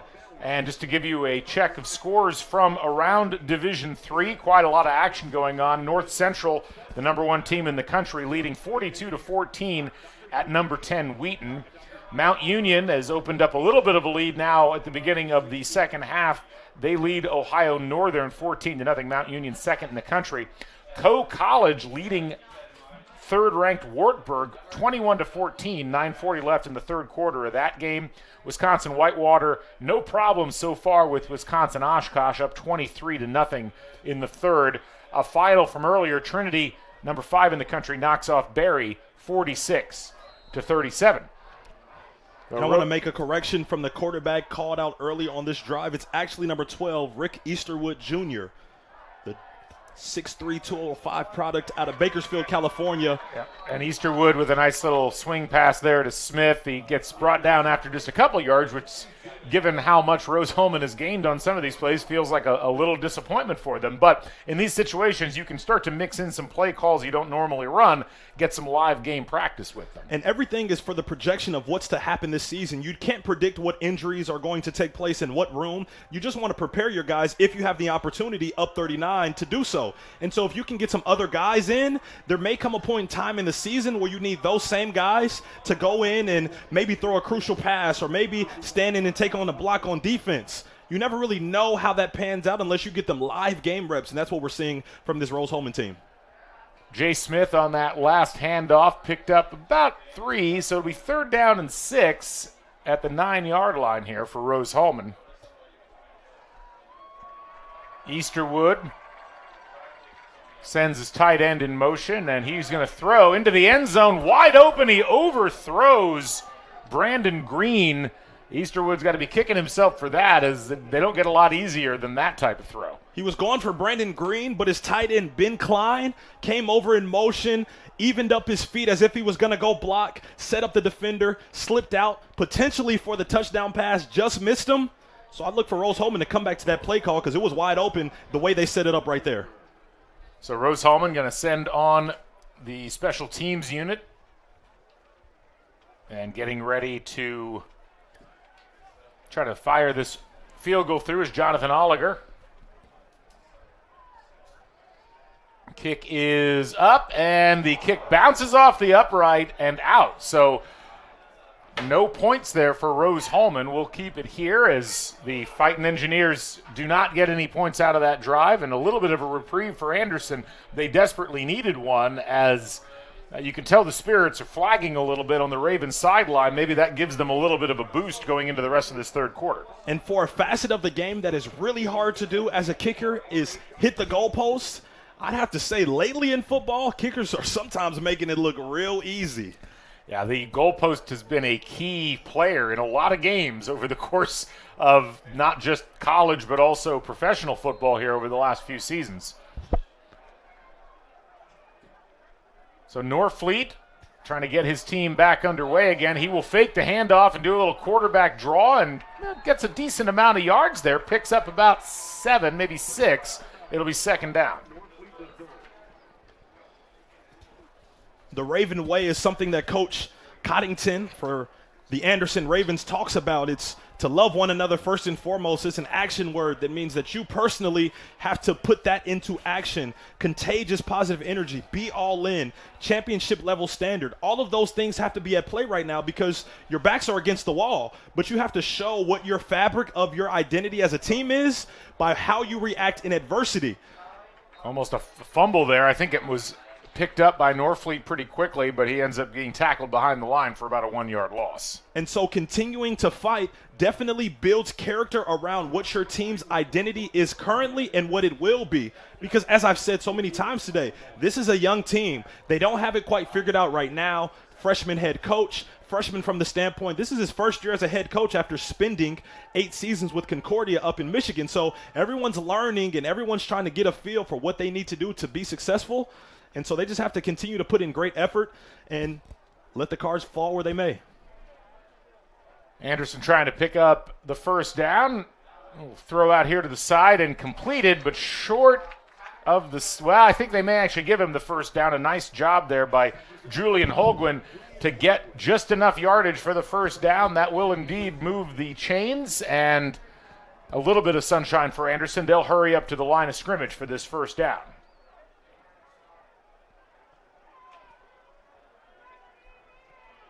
Norfleet getting the call in. The advantage here, of course, is that Rose-Hulman can't substitute new defensive players on.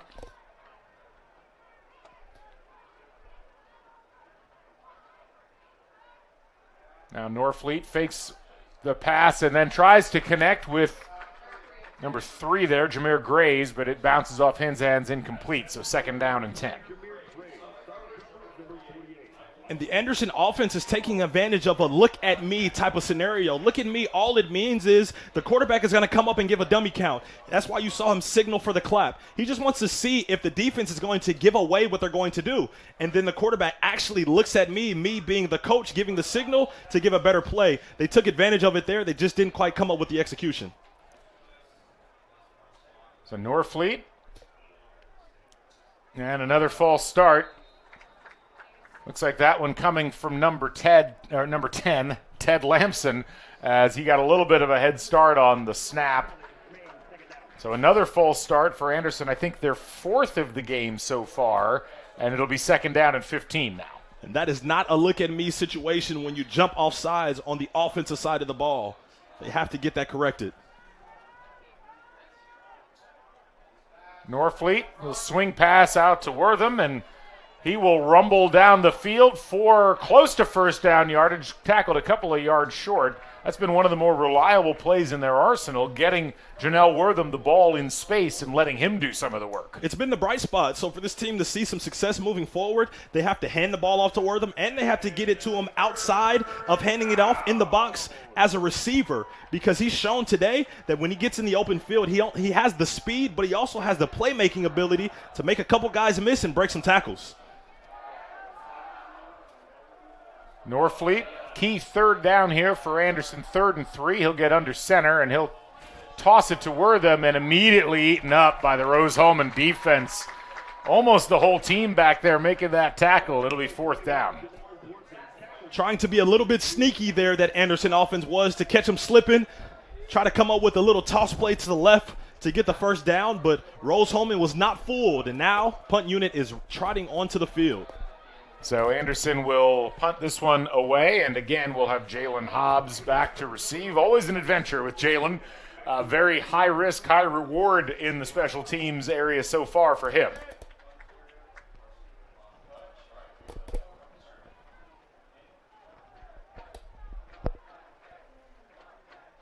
Punt away. Living on the razor's edge is the Anderson punt team at this point, as they have had several punts almost blocked, but that one gets away cleanly as well. It goes out of bounds at the 32-yard line. That's where Anderson will take over. Just a reminder, folks, that you can maximize your visibility as a business and gain prominent exposure through on-site branding, social media mentions, and more. Contact us at coach@IndianaSRN.org for more information. Again, that's at coach@IndianaSRN.org. Out on the field once again is Rick Easterwood, as looks like he's going to get more reps under center for this Rose-Hulman squad. Jay Smith back in the backfield with him will get the handoff, and he squirts through the line and going to get pulled down by the last man back there. And a fortunate positioning there for Trey Staley as he's able to make that tackle. If he hadn't made that tackle, Jay Smith's off to the races. Great open field tackle there by Jermaine Bond, the freshman. As a safety, you have a full speed running back like Jay Smith running full speed at you to break down, to make the play, to not give up a touchdown. That's some huge athleticism there on that defensive stop. Another run by Jay Smith, again through the line, and he is so fast getting to that hole. You got to give a lot of credit to the Rose-Hulman offensive line, but give Smith credit for getting there quickly. And you could define him as slippery. And when you're slippery, it's hard to contain you because you're so short to the ground and you're strong enough to take on some tacklers like he did in the first half. So he's just a multifaceted, talented running back that is getting it done today. 2nd down and 2. Another handoff to Smith. Why do anything else? It works again as he'll get a 1st down. And Rose-Hulman just moving the ball with almost impunity at this point. It's imposing your will. You're sending a message to Anderson saying, if we're going to score more points this half, it's going to be on the ground. We have big guys that are going to move your big guys out of the way, and we're going to get whatever run yards we want.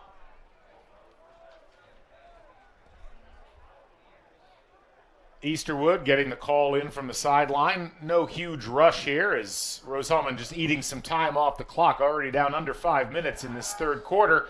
Pass and wide open, and being tackled at the 2-yard line there was number 2, Daniel Hirzy, and I think a breakdown in coverage on this near side as he had nobody around him for about 10 yards. This is why playing defense is so difficult, because you see a team do one thing after another, and that's Rose-Hulman running the ball, and then next thing you know, you think they're going to run it again, your eyes get in the backfield, and they toss it right over your head in 1st and goal territory once again. Another handoff to Smith, and into the end zone, touchdown, Rose-Hulman. They have simplified their game plan to say we're going to run the ball, expose the matchups on the outside, and then we're going to come back right down to 1st and goal, and we're going to run the ball again, and we're going to score more points so our student section can do some more push-ups. Little replay here on the touchdown, and again, you just can't give enough credit to this Rose-Hulman offensive line. They're just getting it done. On the left side, I know they got big number 59, Justin Pearson, definitely leading the way for this offensive line.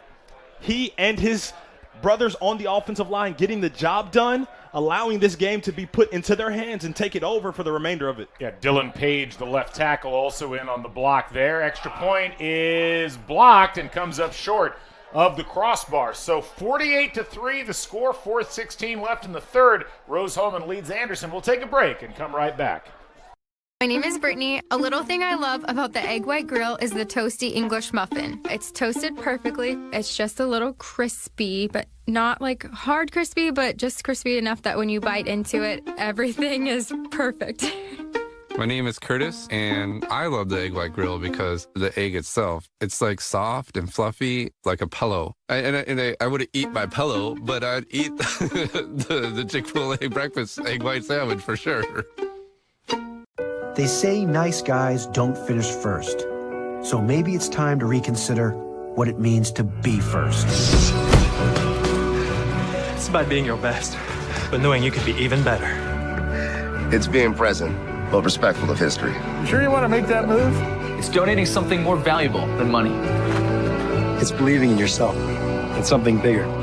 It's coming from different families, but treating each other like brothers. It's not just being a man, it's being a Mason.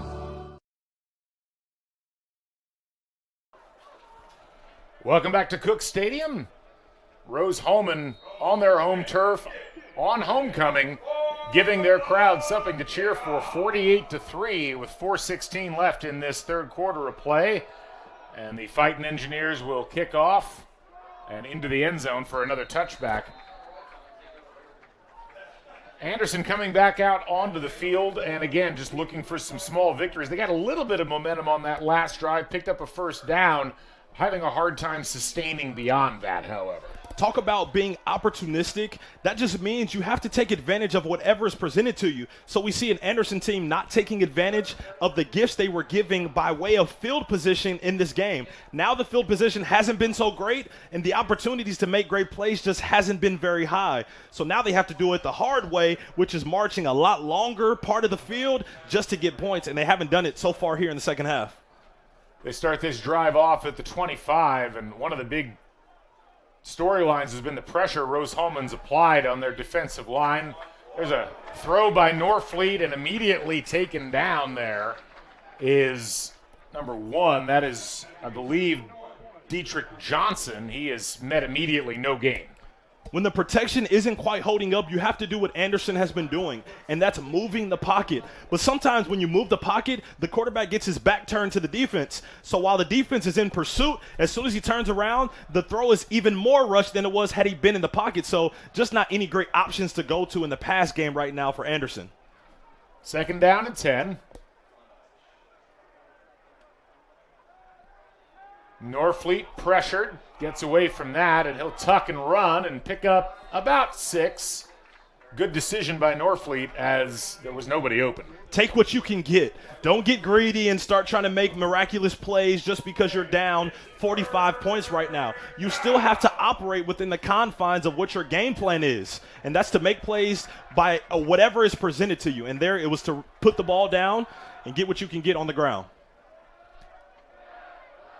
They'll officially call it 3rd down and 3. A little surprising. No Janelle Wortham out there right now. And another false start. Looked like pulling early there was number 67, Quinn Dryban, the left guard. Anderson, clearly, as we've talked about, a young team, a team that's still trying to figure out how to play together. And, you know, you get those situations, the first thing you really have to shore up is the penalties and those types of mental mistakes, because a lot of times as you're trying to get into a position where you can put drives together, you just don't want to self-inflict. You want the other team to have to stop you. And it starts with the fact that winning is really, really hard at any level. And the reason why so many athletic directors and so many organizations are after great coaches with great systems, because if you have a great system, it usually equates to winning, but you need time to build up that system. We have a timeout on the field. We'll go ahead and keep it here. Let's talk about some of the scores going on around the country at the Division I level. Early surprise, Auburn leading number 1 Georgia 10-0. In the first quarter. I'd be surprised if that stayed around, but that's a sneaky rivalry that a lot of people don't realize exists. Michigan already up 14-0 on the road at Nebraska. The Wolverines, probably the Big Ten's best chance at a national title winner in a little while, looking pretty good early on. Texas, number 3 in the country, they lead Kansas 10-0. Earlier on today, the big surprise, probably the Kentucky Wildcats, really putting it to the Florida Gators, who had that big win last week. Kentucky winning that game 33-14. And then USC had to hang on late, but they held off Colorado and head coach Deion Sanders 48-41, the final there. 2:38 left in the third quarter here. Rose-Hulman leading 48-3, and here's Norfleet pressured, and he will be brought down again. And looks like a new player getting in on the sack parade for this Rose-Hulman team. That was Thomas Grothy on the sack, and a good job, again, breaking that contained by the offensive line and getting into the backfield. When you're rushing the quarterback as effective as Rose-Hulman is doing, that's all the opposing quarterback has been thinking about. So whether it was Aiden Mink or it was Norfleet on here, he knows if he doesn't get it to his first guy, he doesn't have a whole lot of time to do anything else, because those defensive linemen and those defenders are coming from the Fighting Engineers. And good job by there. Oh, and a block on the punt, and it'll roll out of the back of the end zone, and that will be a safety. We talked about that earlier on several times. They've been playing with fire on those punts, and Rose-Hulman finally breaks through and blocks one. Anderson just a little bit too casual, I thought, on the last time they punted the ball, where Rose-Hulman almost got in for the block. This time, when it rains, it pours. Another safety, more points for Rose-Hulman as they run away clear and evidently here on homecoming. This punter just taking a little bit too much time. You don't have that much time to get this ball off. It's not that kind of day. It's not that kind of play on special teams. Yeah, Elijah St. Pierre, I mean, to give him credit, there was very little blocking in front of him, and I didn't see who made the original block there. But, I would say he had even less time than he's had in the past to try to get that punt off. And just a great job by Rose-Hulman special teams. You take out some of the kicks out of bounds, and the tackling and the overall pressure they've been able to put on some of these plays has been really impressive. 1:51 remaining here, 50-3 the score. Rose-Hulman leading over Anderson. Just a reminder, folks, that you can follow your favorite schools on HCAC.TV, powered by IndianaSRN. On HCAC.TV, you always have a front row seat. We are here at Cook Stadium in Terre Haute, Indiana. Happy to be joining you, Galen Clavio, along with Jared Thomas, as we are watching this Rose-Hulman team really exert their will in all three phases of the game. And it's hard to pick a phase of the game that's been the most impressive for this Rose-Hulman team so far. You look at the offensive side of the ball, they've done exactly what they should do coming into this game, and that's score a lot of points. You look at the defensive side of the ball, you do exactly what they're supposed to do, and that's not give up a lot of points. If there's any part of the game that probably sticks out is special teams, because they put the ball on the ground 2 times, and I know Coach Sokol will point that out as he tries to get his team better moving on from this game. Because of the safety, we'll get a kickoff from the 20-yard line, and we'll see the return on here from Eli Silva for Rose-Hulman, and he will scamper to his right and still on his feet, past midfield, to the 40, to the 30, and finally knocked out of bounds. That's a really nice return there by Eli Silva, the junior wide receiver out of Indio, California. And a flag down on the play usually means that big-time return is coming back. Why you got to ruin the fun? I blame that on the referee. But no, absolutely. A holding call going to negate what was a nice return there by Silva, and so that'll bring the ball, I think, all the way back into Rose-Hulman territory. So Rose-Hulman looks like they're going to start possession at the, and we see the hold. I'm not sure who they nailed on that. I didn't see something that was clear and obvious as far as a hold, but I'm sure the officials saw something that they didn't like. Well, let's take another look at this replay, and I think that what you saw there in the middle of the screen, it looked like if they threw a flag on somebody, I think it was Dominic Blasquio, and that's about the closest I could come on that. So anyway, on that first down play, a flag down on the field again after about a 3-yard gain by Rose-Hulman. Let's see what this is all about. All I saw was Elijah Williams in the backfield for Anderson's defense, throwing his hands up like, "About time you called that flag. He's been holding me all game," is probably what his demeanor was probably saying. Looks like a hold going to be called on the Rose-Hulman offensive line, so that's going to march the ball back even further. It'll be at the Rose-Hulman 38 and a 1st and 20.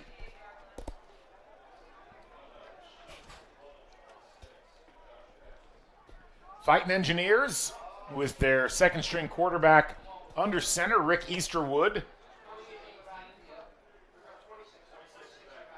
And he'll hand off to a new face in the backfield who picks up some yards. That's 26, Josh Pearson, the sophomore out of Columbus, Ohio. And again, you like this if you're Rose-Hulman, as not only do you have a sizable lead, you're able to get some of your second and third stringers some pretty sizable action as the game goes along. On homecoming, that's all you could ask for. Get everyone into the game. Obviously, not what you asked for is Anderson. But for Rose-Hulman, they've done exactly what they've been asked to do today, and that was to come in and dominate. And we're seeing that in their effort today. Josh Pearson gains almost all of the yardage that Rose-Hulman needed to make up for the penalty and the original line to gain. It's 3rd and 1 with 46 seconds left in this third quarter.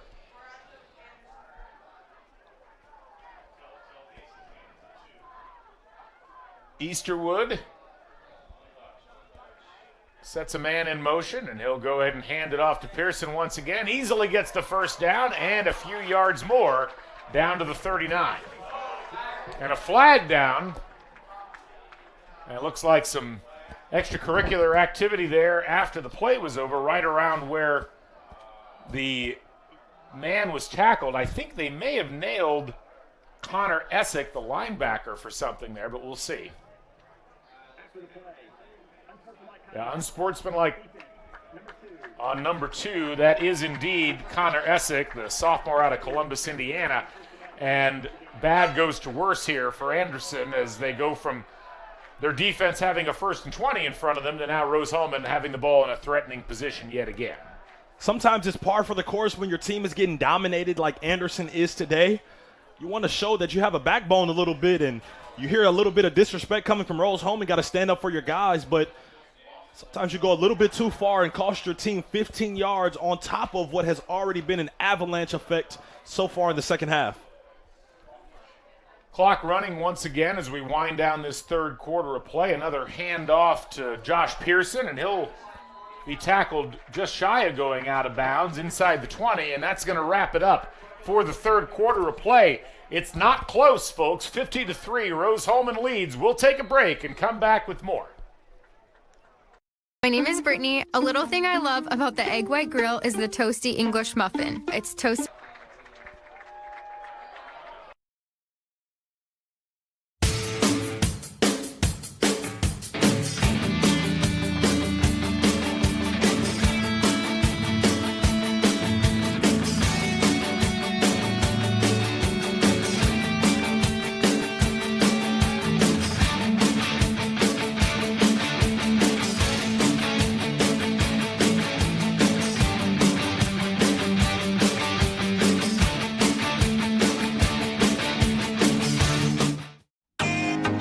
Can't get to a computer? Then we've got you covered.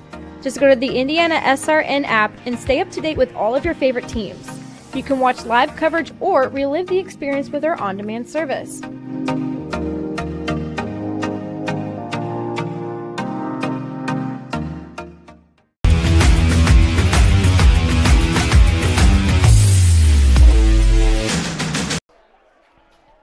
Welcome back to Cook Stadium. I'm Galen Claviel along with Jared Thomas. We are live as Rose-Hulman and Anderson face off in HCAC action. And Rose-Hulman leading 50-3 and definitely threatening here once again. Greg Easterwood, the second string quarterback, has been in for the last couple of possessions for the Fighting Engineers. He'll fake it and will throw into the end zone, and flags all over the place. Looks like they're going to nail a pass interference on, I think that's Yafet Cuenca. We'll see what the call ends up being, but that looked all the world like it was going to get flagged for pass interference. Somebody might have got a little handsy in the end zone there, making it an easy call for the referee, the back judge in the back of the end zone. We saw a flag coming from him. Then another referee as they approached the play to see what was going on. Pass interference is indeed the call on Anderson. And that was in the end zone, so that's going to march the ball all the way down to the 2.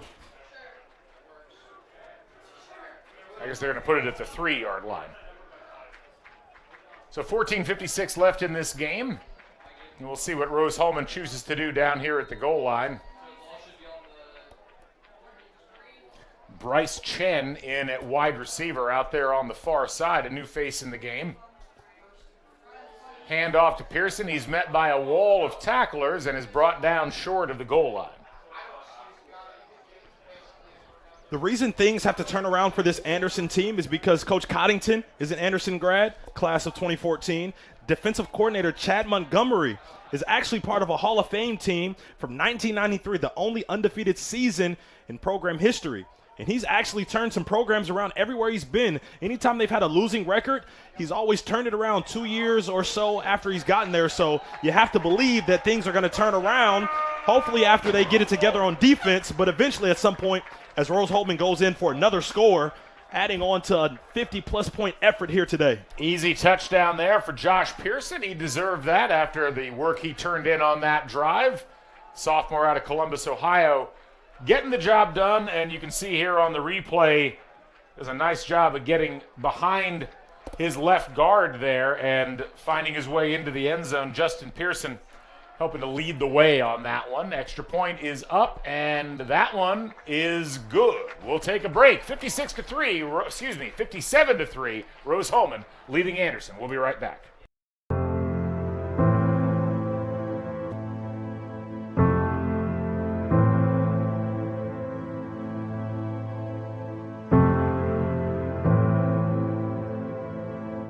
calling officials cheaters or corrupt, it's not a game. Insulting referees, it's not a game. Threatening officials, it's not a game. Berating young umpires, learning the ropes, it's not a game. Violent language in the stands, it's not a game. Verbal abuse from the sideline, it's not a game. Screaming at a referee in the parking lot, it's not a game.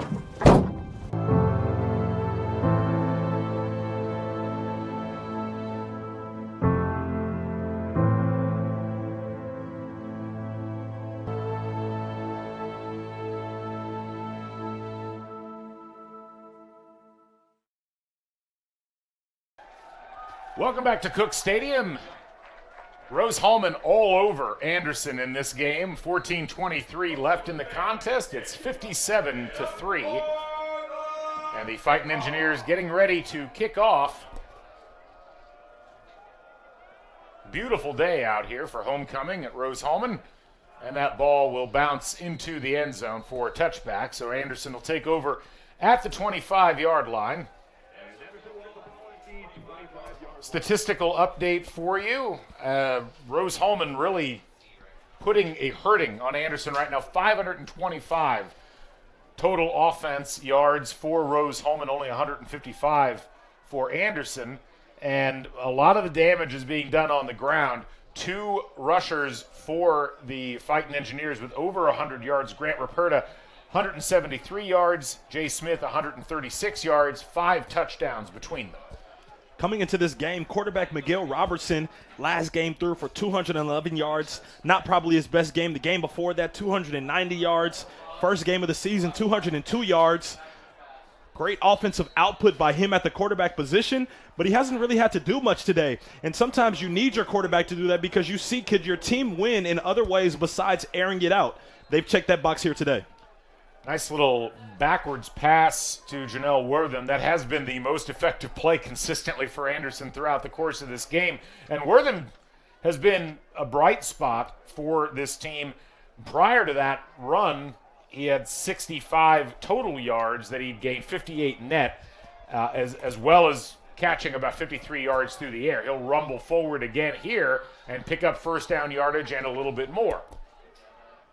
Wortham must be Rose-Hulman's kryptonite because anytime he gets the ball, he seems to get whatever yardage he wants to get. Anyone else gets in there, and they're on him like a magnet.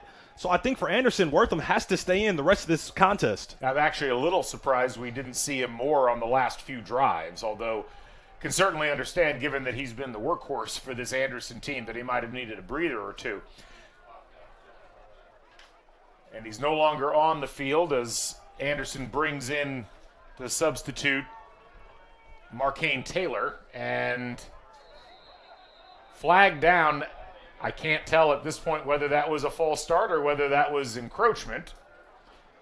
They've been doing Anderson, that is their line shift all game. So they got him there because they went into another line shift, and Rose-Hulman just jumped the ante just a little bit too early. So that encroachment is going to make it first down and 5. And they'll restart the clock here, 13:19 remaining. Anderson breaking the huddle. Taylor in the backfield alongside of Norfleet.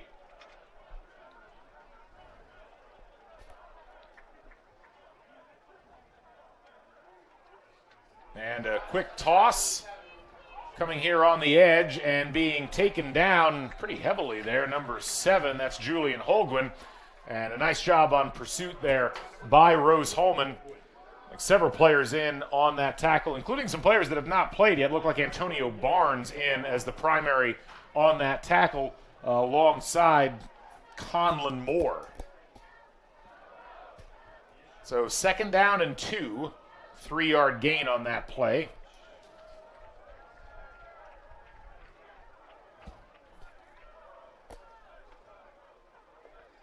Norfleet, inside handoff, and really nice job there on that tackle by Evan Gass. So it'll be 3rd and short here for Anderson as the clock continues to run.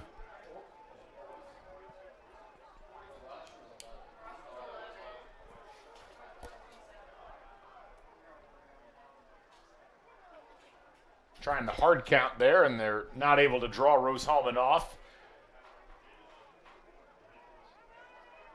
New call in from the sideline. And here's a toss, and it looks like just shy of first down yardage there. Taken down is Marcaine Taylor. Tempers flaring a little bit. Blocks going on for a little bit past the whistle. Jersey's getting tugged on a little bit. Attitude starting to rise as this game kind of wanes down to the final minutes. Another Philadelphia-style sneak play that gets stopped before it starts, as it looks like there was a false start of some sort there, and a couple of players getting up off the turf a little bit slowly. But yeah, the false start going to bring the ball back, and we're going to take a quick break for injury. We'll be back right after this.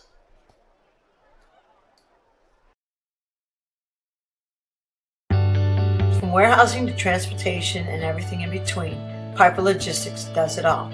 Centrally located, Piper Logistics has 2 warehouses in Indianapolis and a warehouse in Cincinnati, Ohio. Piper Logistics houses over 1 million square feet. Along with our transportation department, we can provide service to half the United States markets.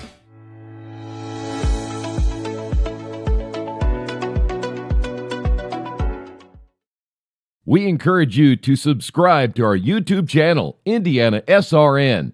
Hit the bell to get notifications for upcoming games and more. Watch as many games as you want, as many times as you want.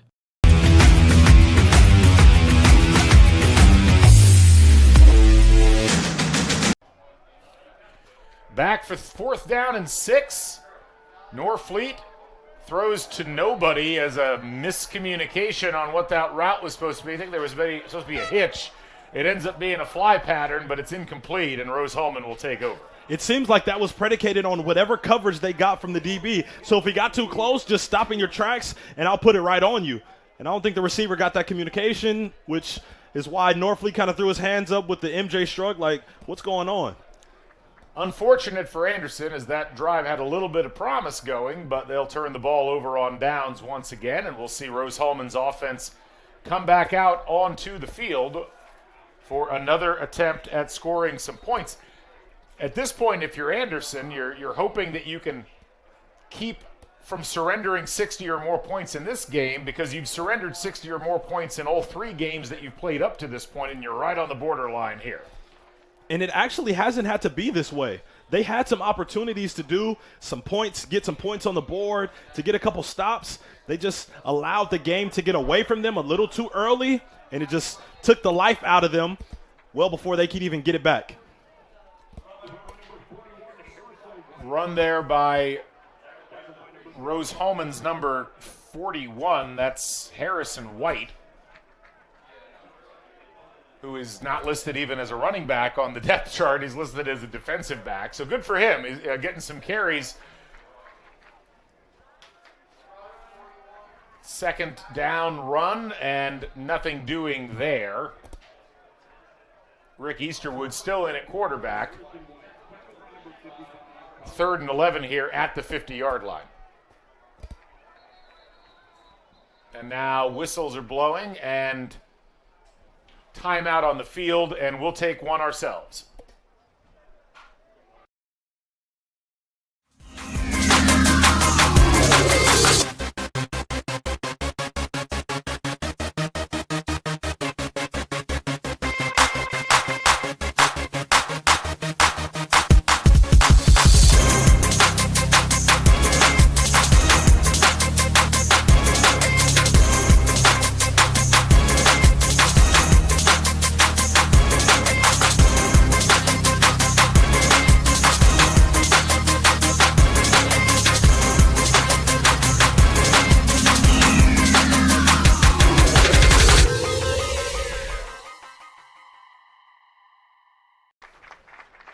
Welcome back to Cook Stadium.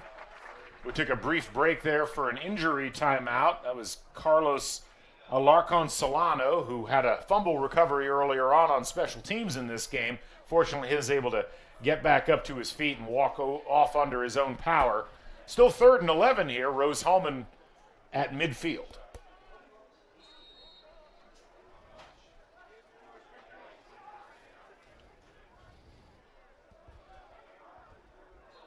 And a flag going to fly here as another false start. This one coming from the backfield. I think they got Harrison White perhaps on that, or maybe they got Easterwood. I didn't quite see who they decided to. The officials didn't look like they wanted to throw the flag more than anything else, but they felt compelled to. So 3rd and 16 now with 10:10 remaining in the game. Easterwood over the middle. Oh, and it's dropped. Had the ball on target there, but unable to pull it in was Jacob Mitchell, the junior wide receiver out of Marshall, Illinois, and that will lead to a punt here for Rose-Hulman. Jalen Seco coming up with the textbook defensive back stop. Getting the arm around but not altering the receiver's positioning, getting the left hand up, deflecting, getting the PBU in the stat book, and getting his punt returner out to get his offense the ball back. So Anderson hoping to make a little magic happen on this punt return.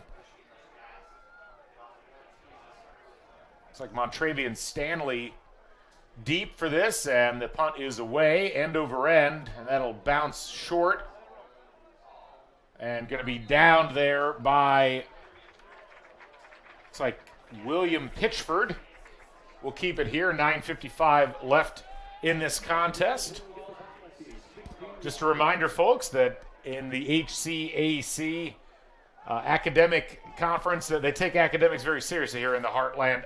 Our athletes must maintain at least a 3.5 grade point average each year. Over 1,000 student athletes carry at least a cumulative 3.5 GPA and are named to the HCAC All-Academic Team. We'd like to congratulate all of the scholar athletes in the HCAC.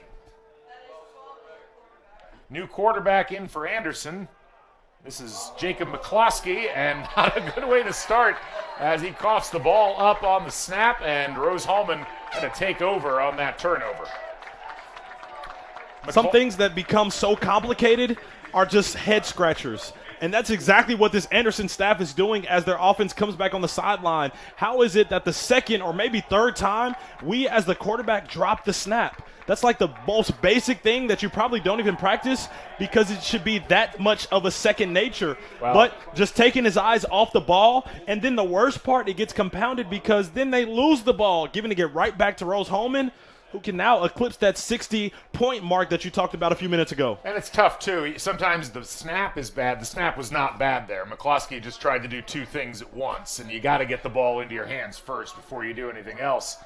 Handoff here on first down as White will be stopped for minimal gain.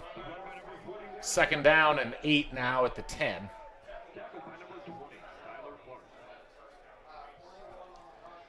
He'll come off the field, and another new face in the backfield. Looks like Alexander Marsteller, the freshman out of Lynchburg, Virginia. Rose-Hulman really able to rotate a lot of players in here with 9:20 remaining in this game. Marsteller through the middle of the line, picks up decent yardage. He'll get down to the 6.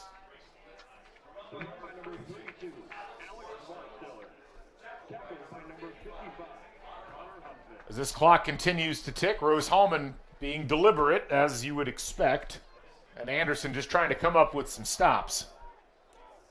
Call coming in from the sideline. Marsteller still in there in the backfield. And a little keeper there by Easterwood, who didn't look completely committed to that play call and took a hit as a result. I can almost guarantee he was expecting the defender to chase after the pitch, and so he almost had it predetermined that he was going to keep it. Then he got caught between both and said, well, I guess I just have to stay where I thought I was going to go, and he got forward and got what he could. Tough spot here is you don't want to kick the field goal, but you also don't want to rub it in score-wise. They bring in Aiden Sturgeon as Rose-Hulman, so a bit of a power offensive formation, and we'll see what they do on the play call. 4th and 3. And the handoff, and right up the middle, touchdown, Rose-Hulman. And getting into the scorebook, Alexander Marsteller. And it's just been a running back type of day that all running backs coming into today have to get in the end zone. And I think they're probably covered the spread for all of the running backs on the roster today. Maybe there's some more. I know some other guys got some carries from other positions. But that room has done a great job today leading the charge offensively. A lot of action with their tight ends coming on away blocks, leading the charge on the backside of some of these zone blocks, opening up massive holes, and the running backs just running right through. Rose-Hulman, extra point attempt is up and good. 64-3. Rose-Hulman leads Anderson. We'll be back right after this break.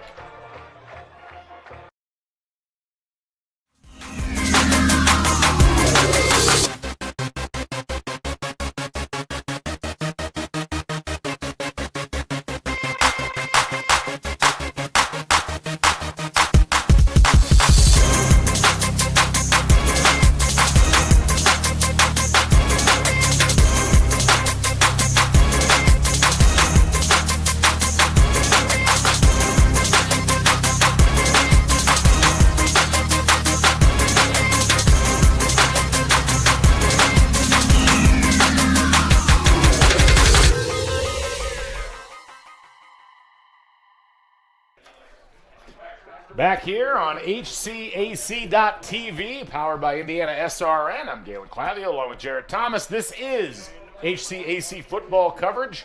Rose-Hulman 64-3 leaders over Anderson in a game that has gotten progressively more one-sided as time has gone along. Rose-Hulman scoring on the short field there, and they'll kick off to Anderson. End over end, and that will be dropped and then picked back up once again and coming up the field and getting waylaid. I think that was I didn't actually see the number of the player that caught the ball as it was brought back for about a 20-yard gain.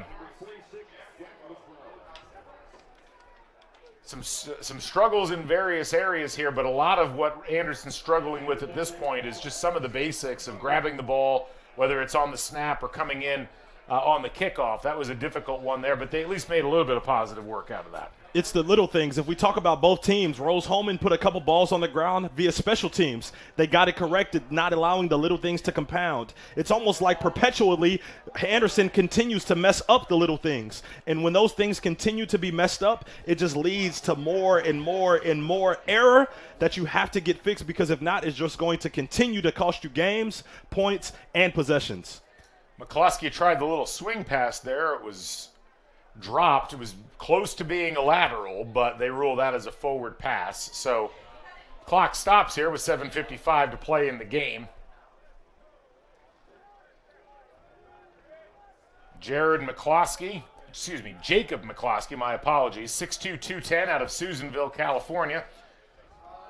And a little handoff here. That goes to Marcaine Taylor, and he stretches it out, gets a few yards.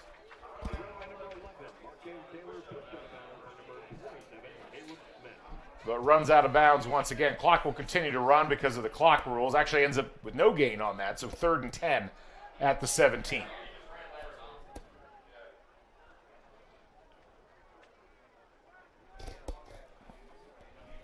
So Rose-Hulman looks like they're well on their way to 2-2 on the season. Anderson, unfortunately for them, looks like they're going to fall to a 0-4 mark to start the year. McCluskey chased out of the pocket, and he will be brought down heavily. Another sack, that one coming from number 80, Thomas Grothy, and that'll force 4th down once again.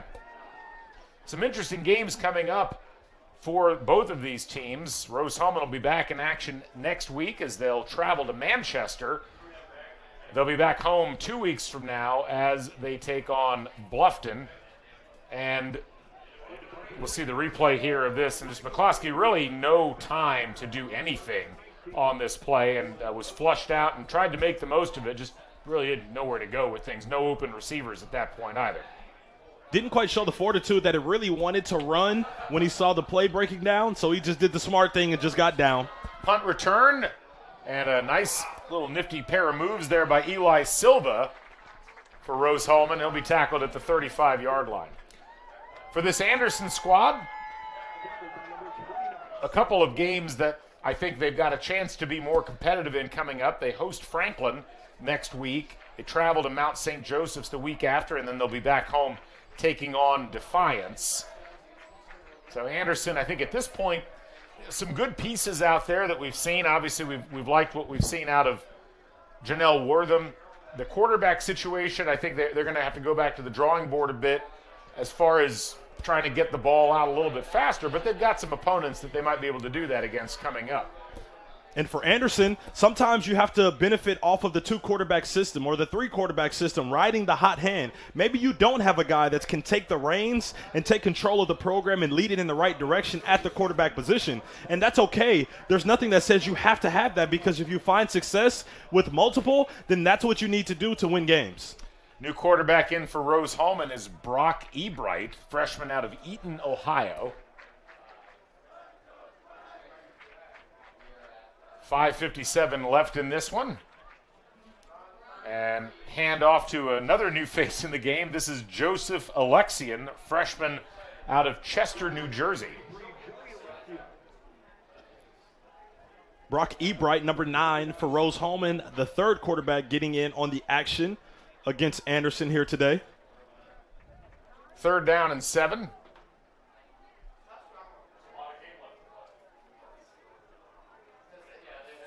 And here's the handoff. And that was met very quickly and effectively there by number 22, Jeremiah Leftwich from Goldsboro, North Carolina, another freshman. You like to see freshmen from both of these teams getting some reps. It doesn't always happen, particularly with rosters of this size. But good to see those guys able to get a little bit of game action. We've been highlighting how many freshmen they have. Over 50% of their team are freshmen. But on the other side of that, they only have 7 seniors. And so that's a very lopsided affair, because that means you don't have a lot of leadership, because you're looking at the masses of your team being young guys.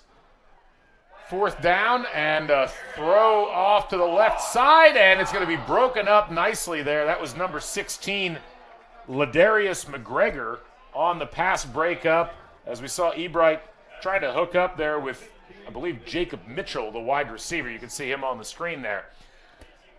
And again, it's one of those where if you're Rose-Hulman, on the one hand, you don't want to look like you're running the score up, but you still want to try some different things and try some different plays on offense that you haven't had a chance to play. But that's not successful.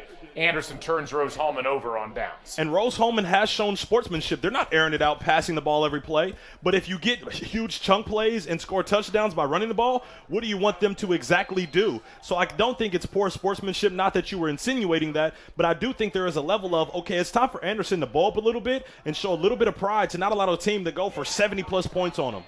McCluskey hands the ball off to Marcaine Taylor. He'll pick up decent yardage, about a gain of 4.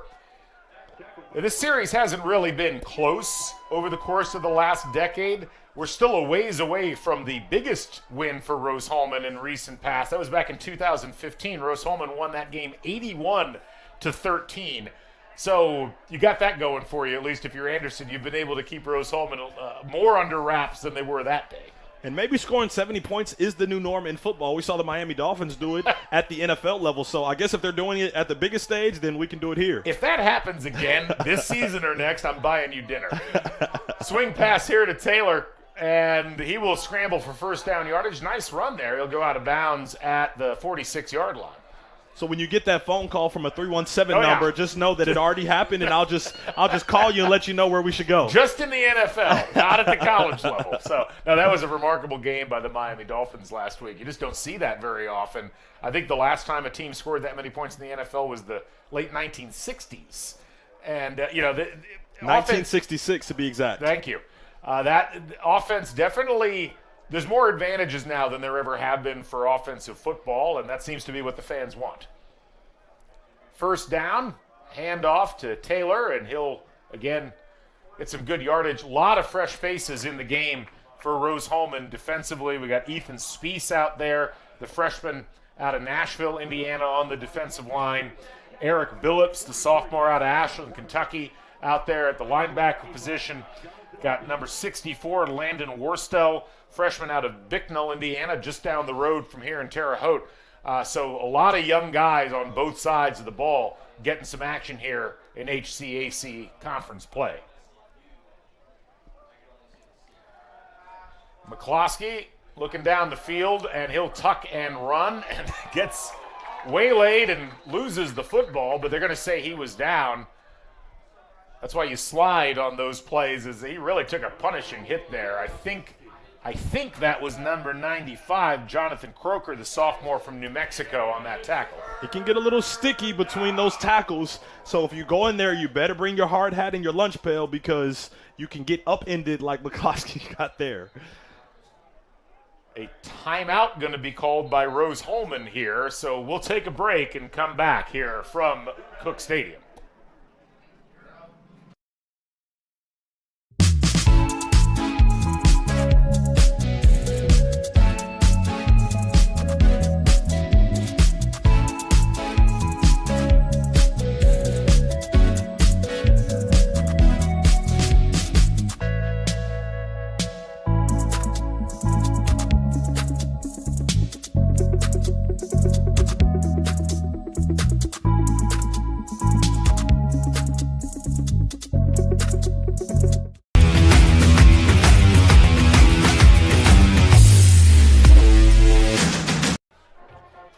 Welcome back to Cook Stadium. 2:18 remaining in this game. 3rd and 4 at the 48-yard line of Rose-Hulman. Anderson trying to pick up a first down here and keep this offensive drive going. Taylor motions into the backfield, and they'll swing it out to him. He'll be met by a host of Rose-Hulman defenders, but he's able to scramble forward and get very close to first down. Actually, he'll get the first down there, I think, relatively. No, it is actually going to be 4th down and about a foot. There's a pole blocking my view of where the ball actually was at, so my apologies, folks. Clock continues to run under 2 minutes, and we'll almost certainly see Anderson go for it here. Yes, we will.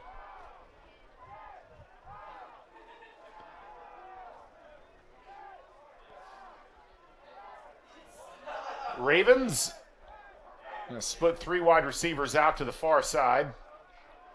They'll hand it off, and Taylor slipped, and this is all going to come down to where they decide to spot this ball. He needed to get on the opposite side of the 40, and it doesn't look like he got there. They're going to say that he was short, and it'll be a turnover on downs, and Rose-Hulman will take over for probably the final time today. And this is the part of the game where you get the greatest formation known to man. Just get in victory formation. Here's that 4th down play. See, I think Taylor might have been able to pick up that first down, but he just couldn't keep his momentum going. And that was not the greatest spot for him. They don't go into victory formation here, probably because Anderson still got 2 timeouts remaining. You still make him burn it. They're going to hand off, and Anderson not going to take timeouts. They'll continue to let the clock run. 2-yard gain on that.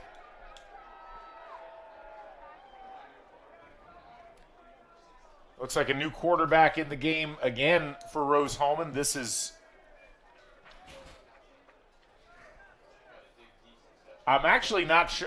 There's 2 16s on the roster. There's a Tristan Stevens and a Tyson Patterson. And we just lost our monitor. Yeah, it's Patterson. Yeah, Patterson. Thank you.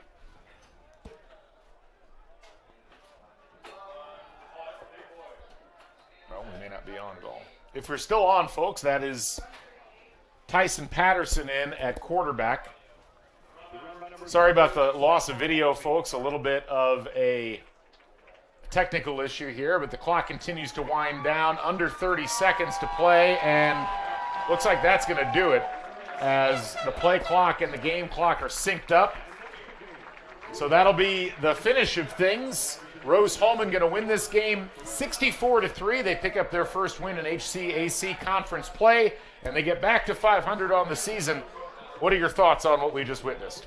I'll start with Anderson. They just have to master the little things. Don't get too lofty in your expectations. Just do the little things. Catching the snap, not jumping off sides, not putting the ball on the ground, and then getting to some of the other phases of the game. For Rose-Hulman, this is a team that has championship aspirations and expectations. They should win 8 and 9 games per season because that's what Coach Sokol has done with this program. It's just on them to be consistent the rest of the way out.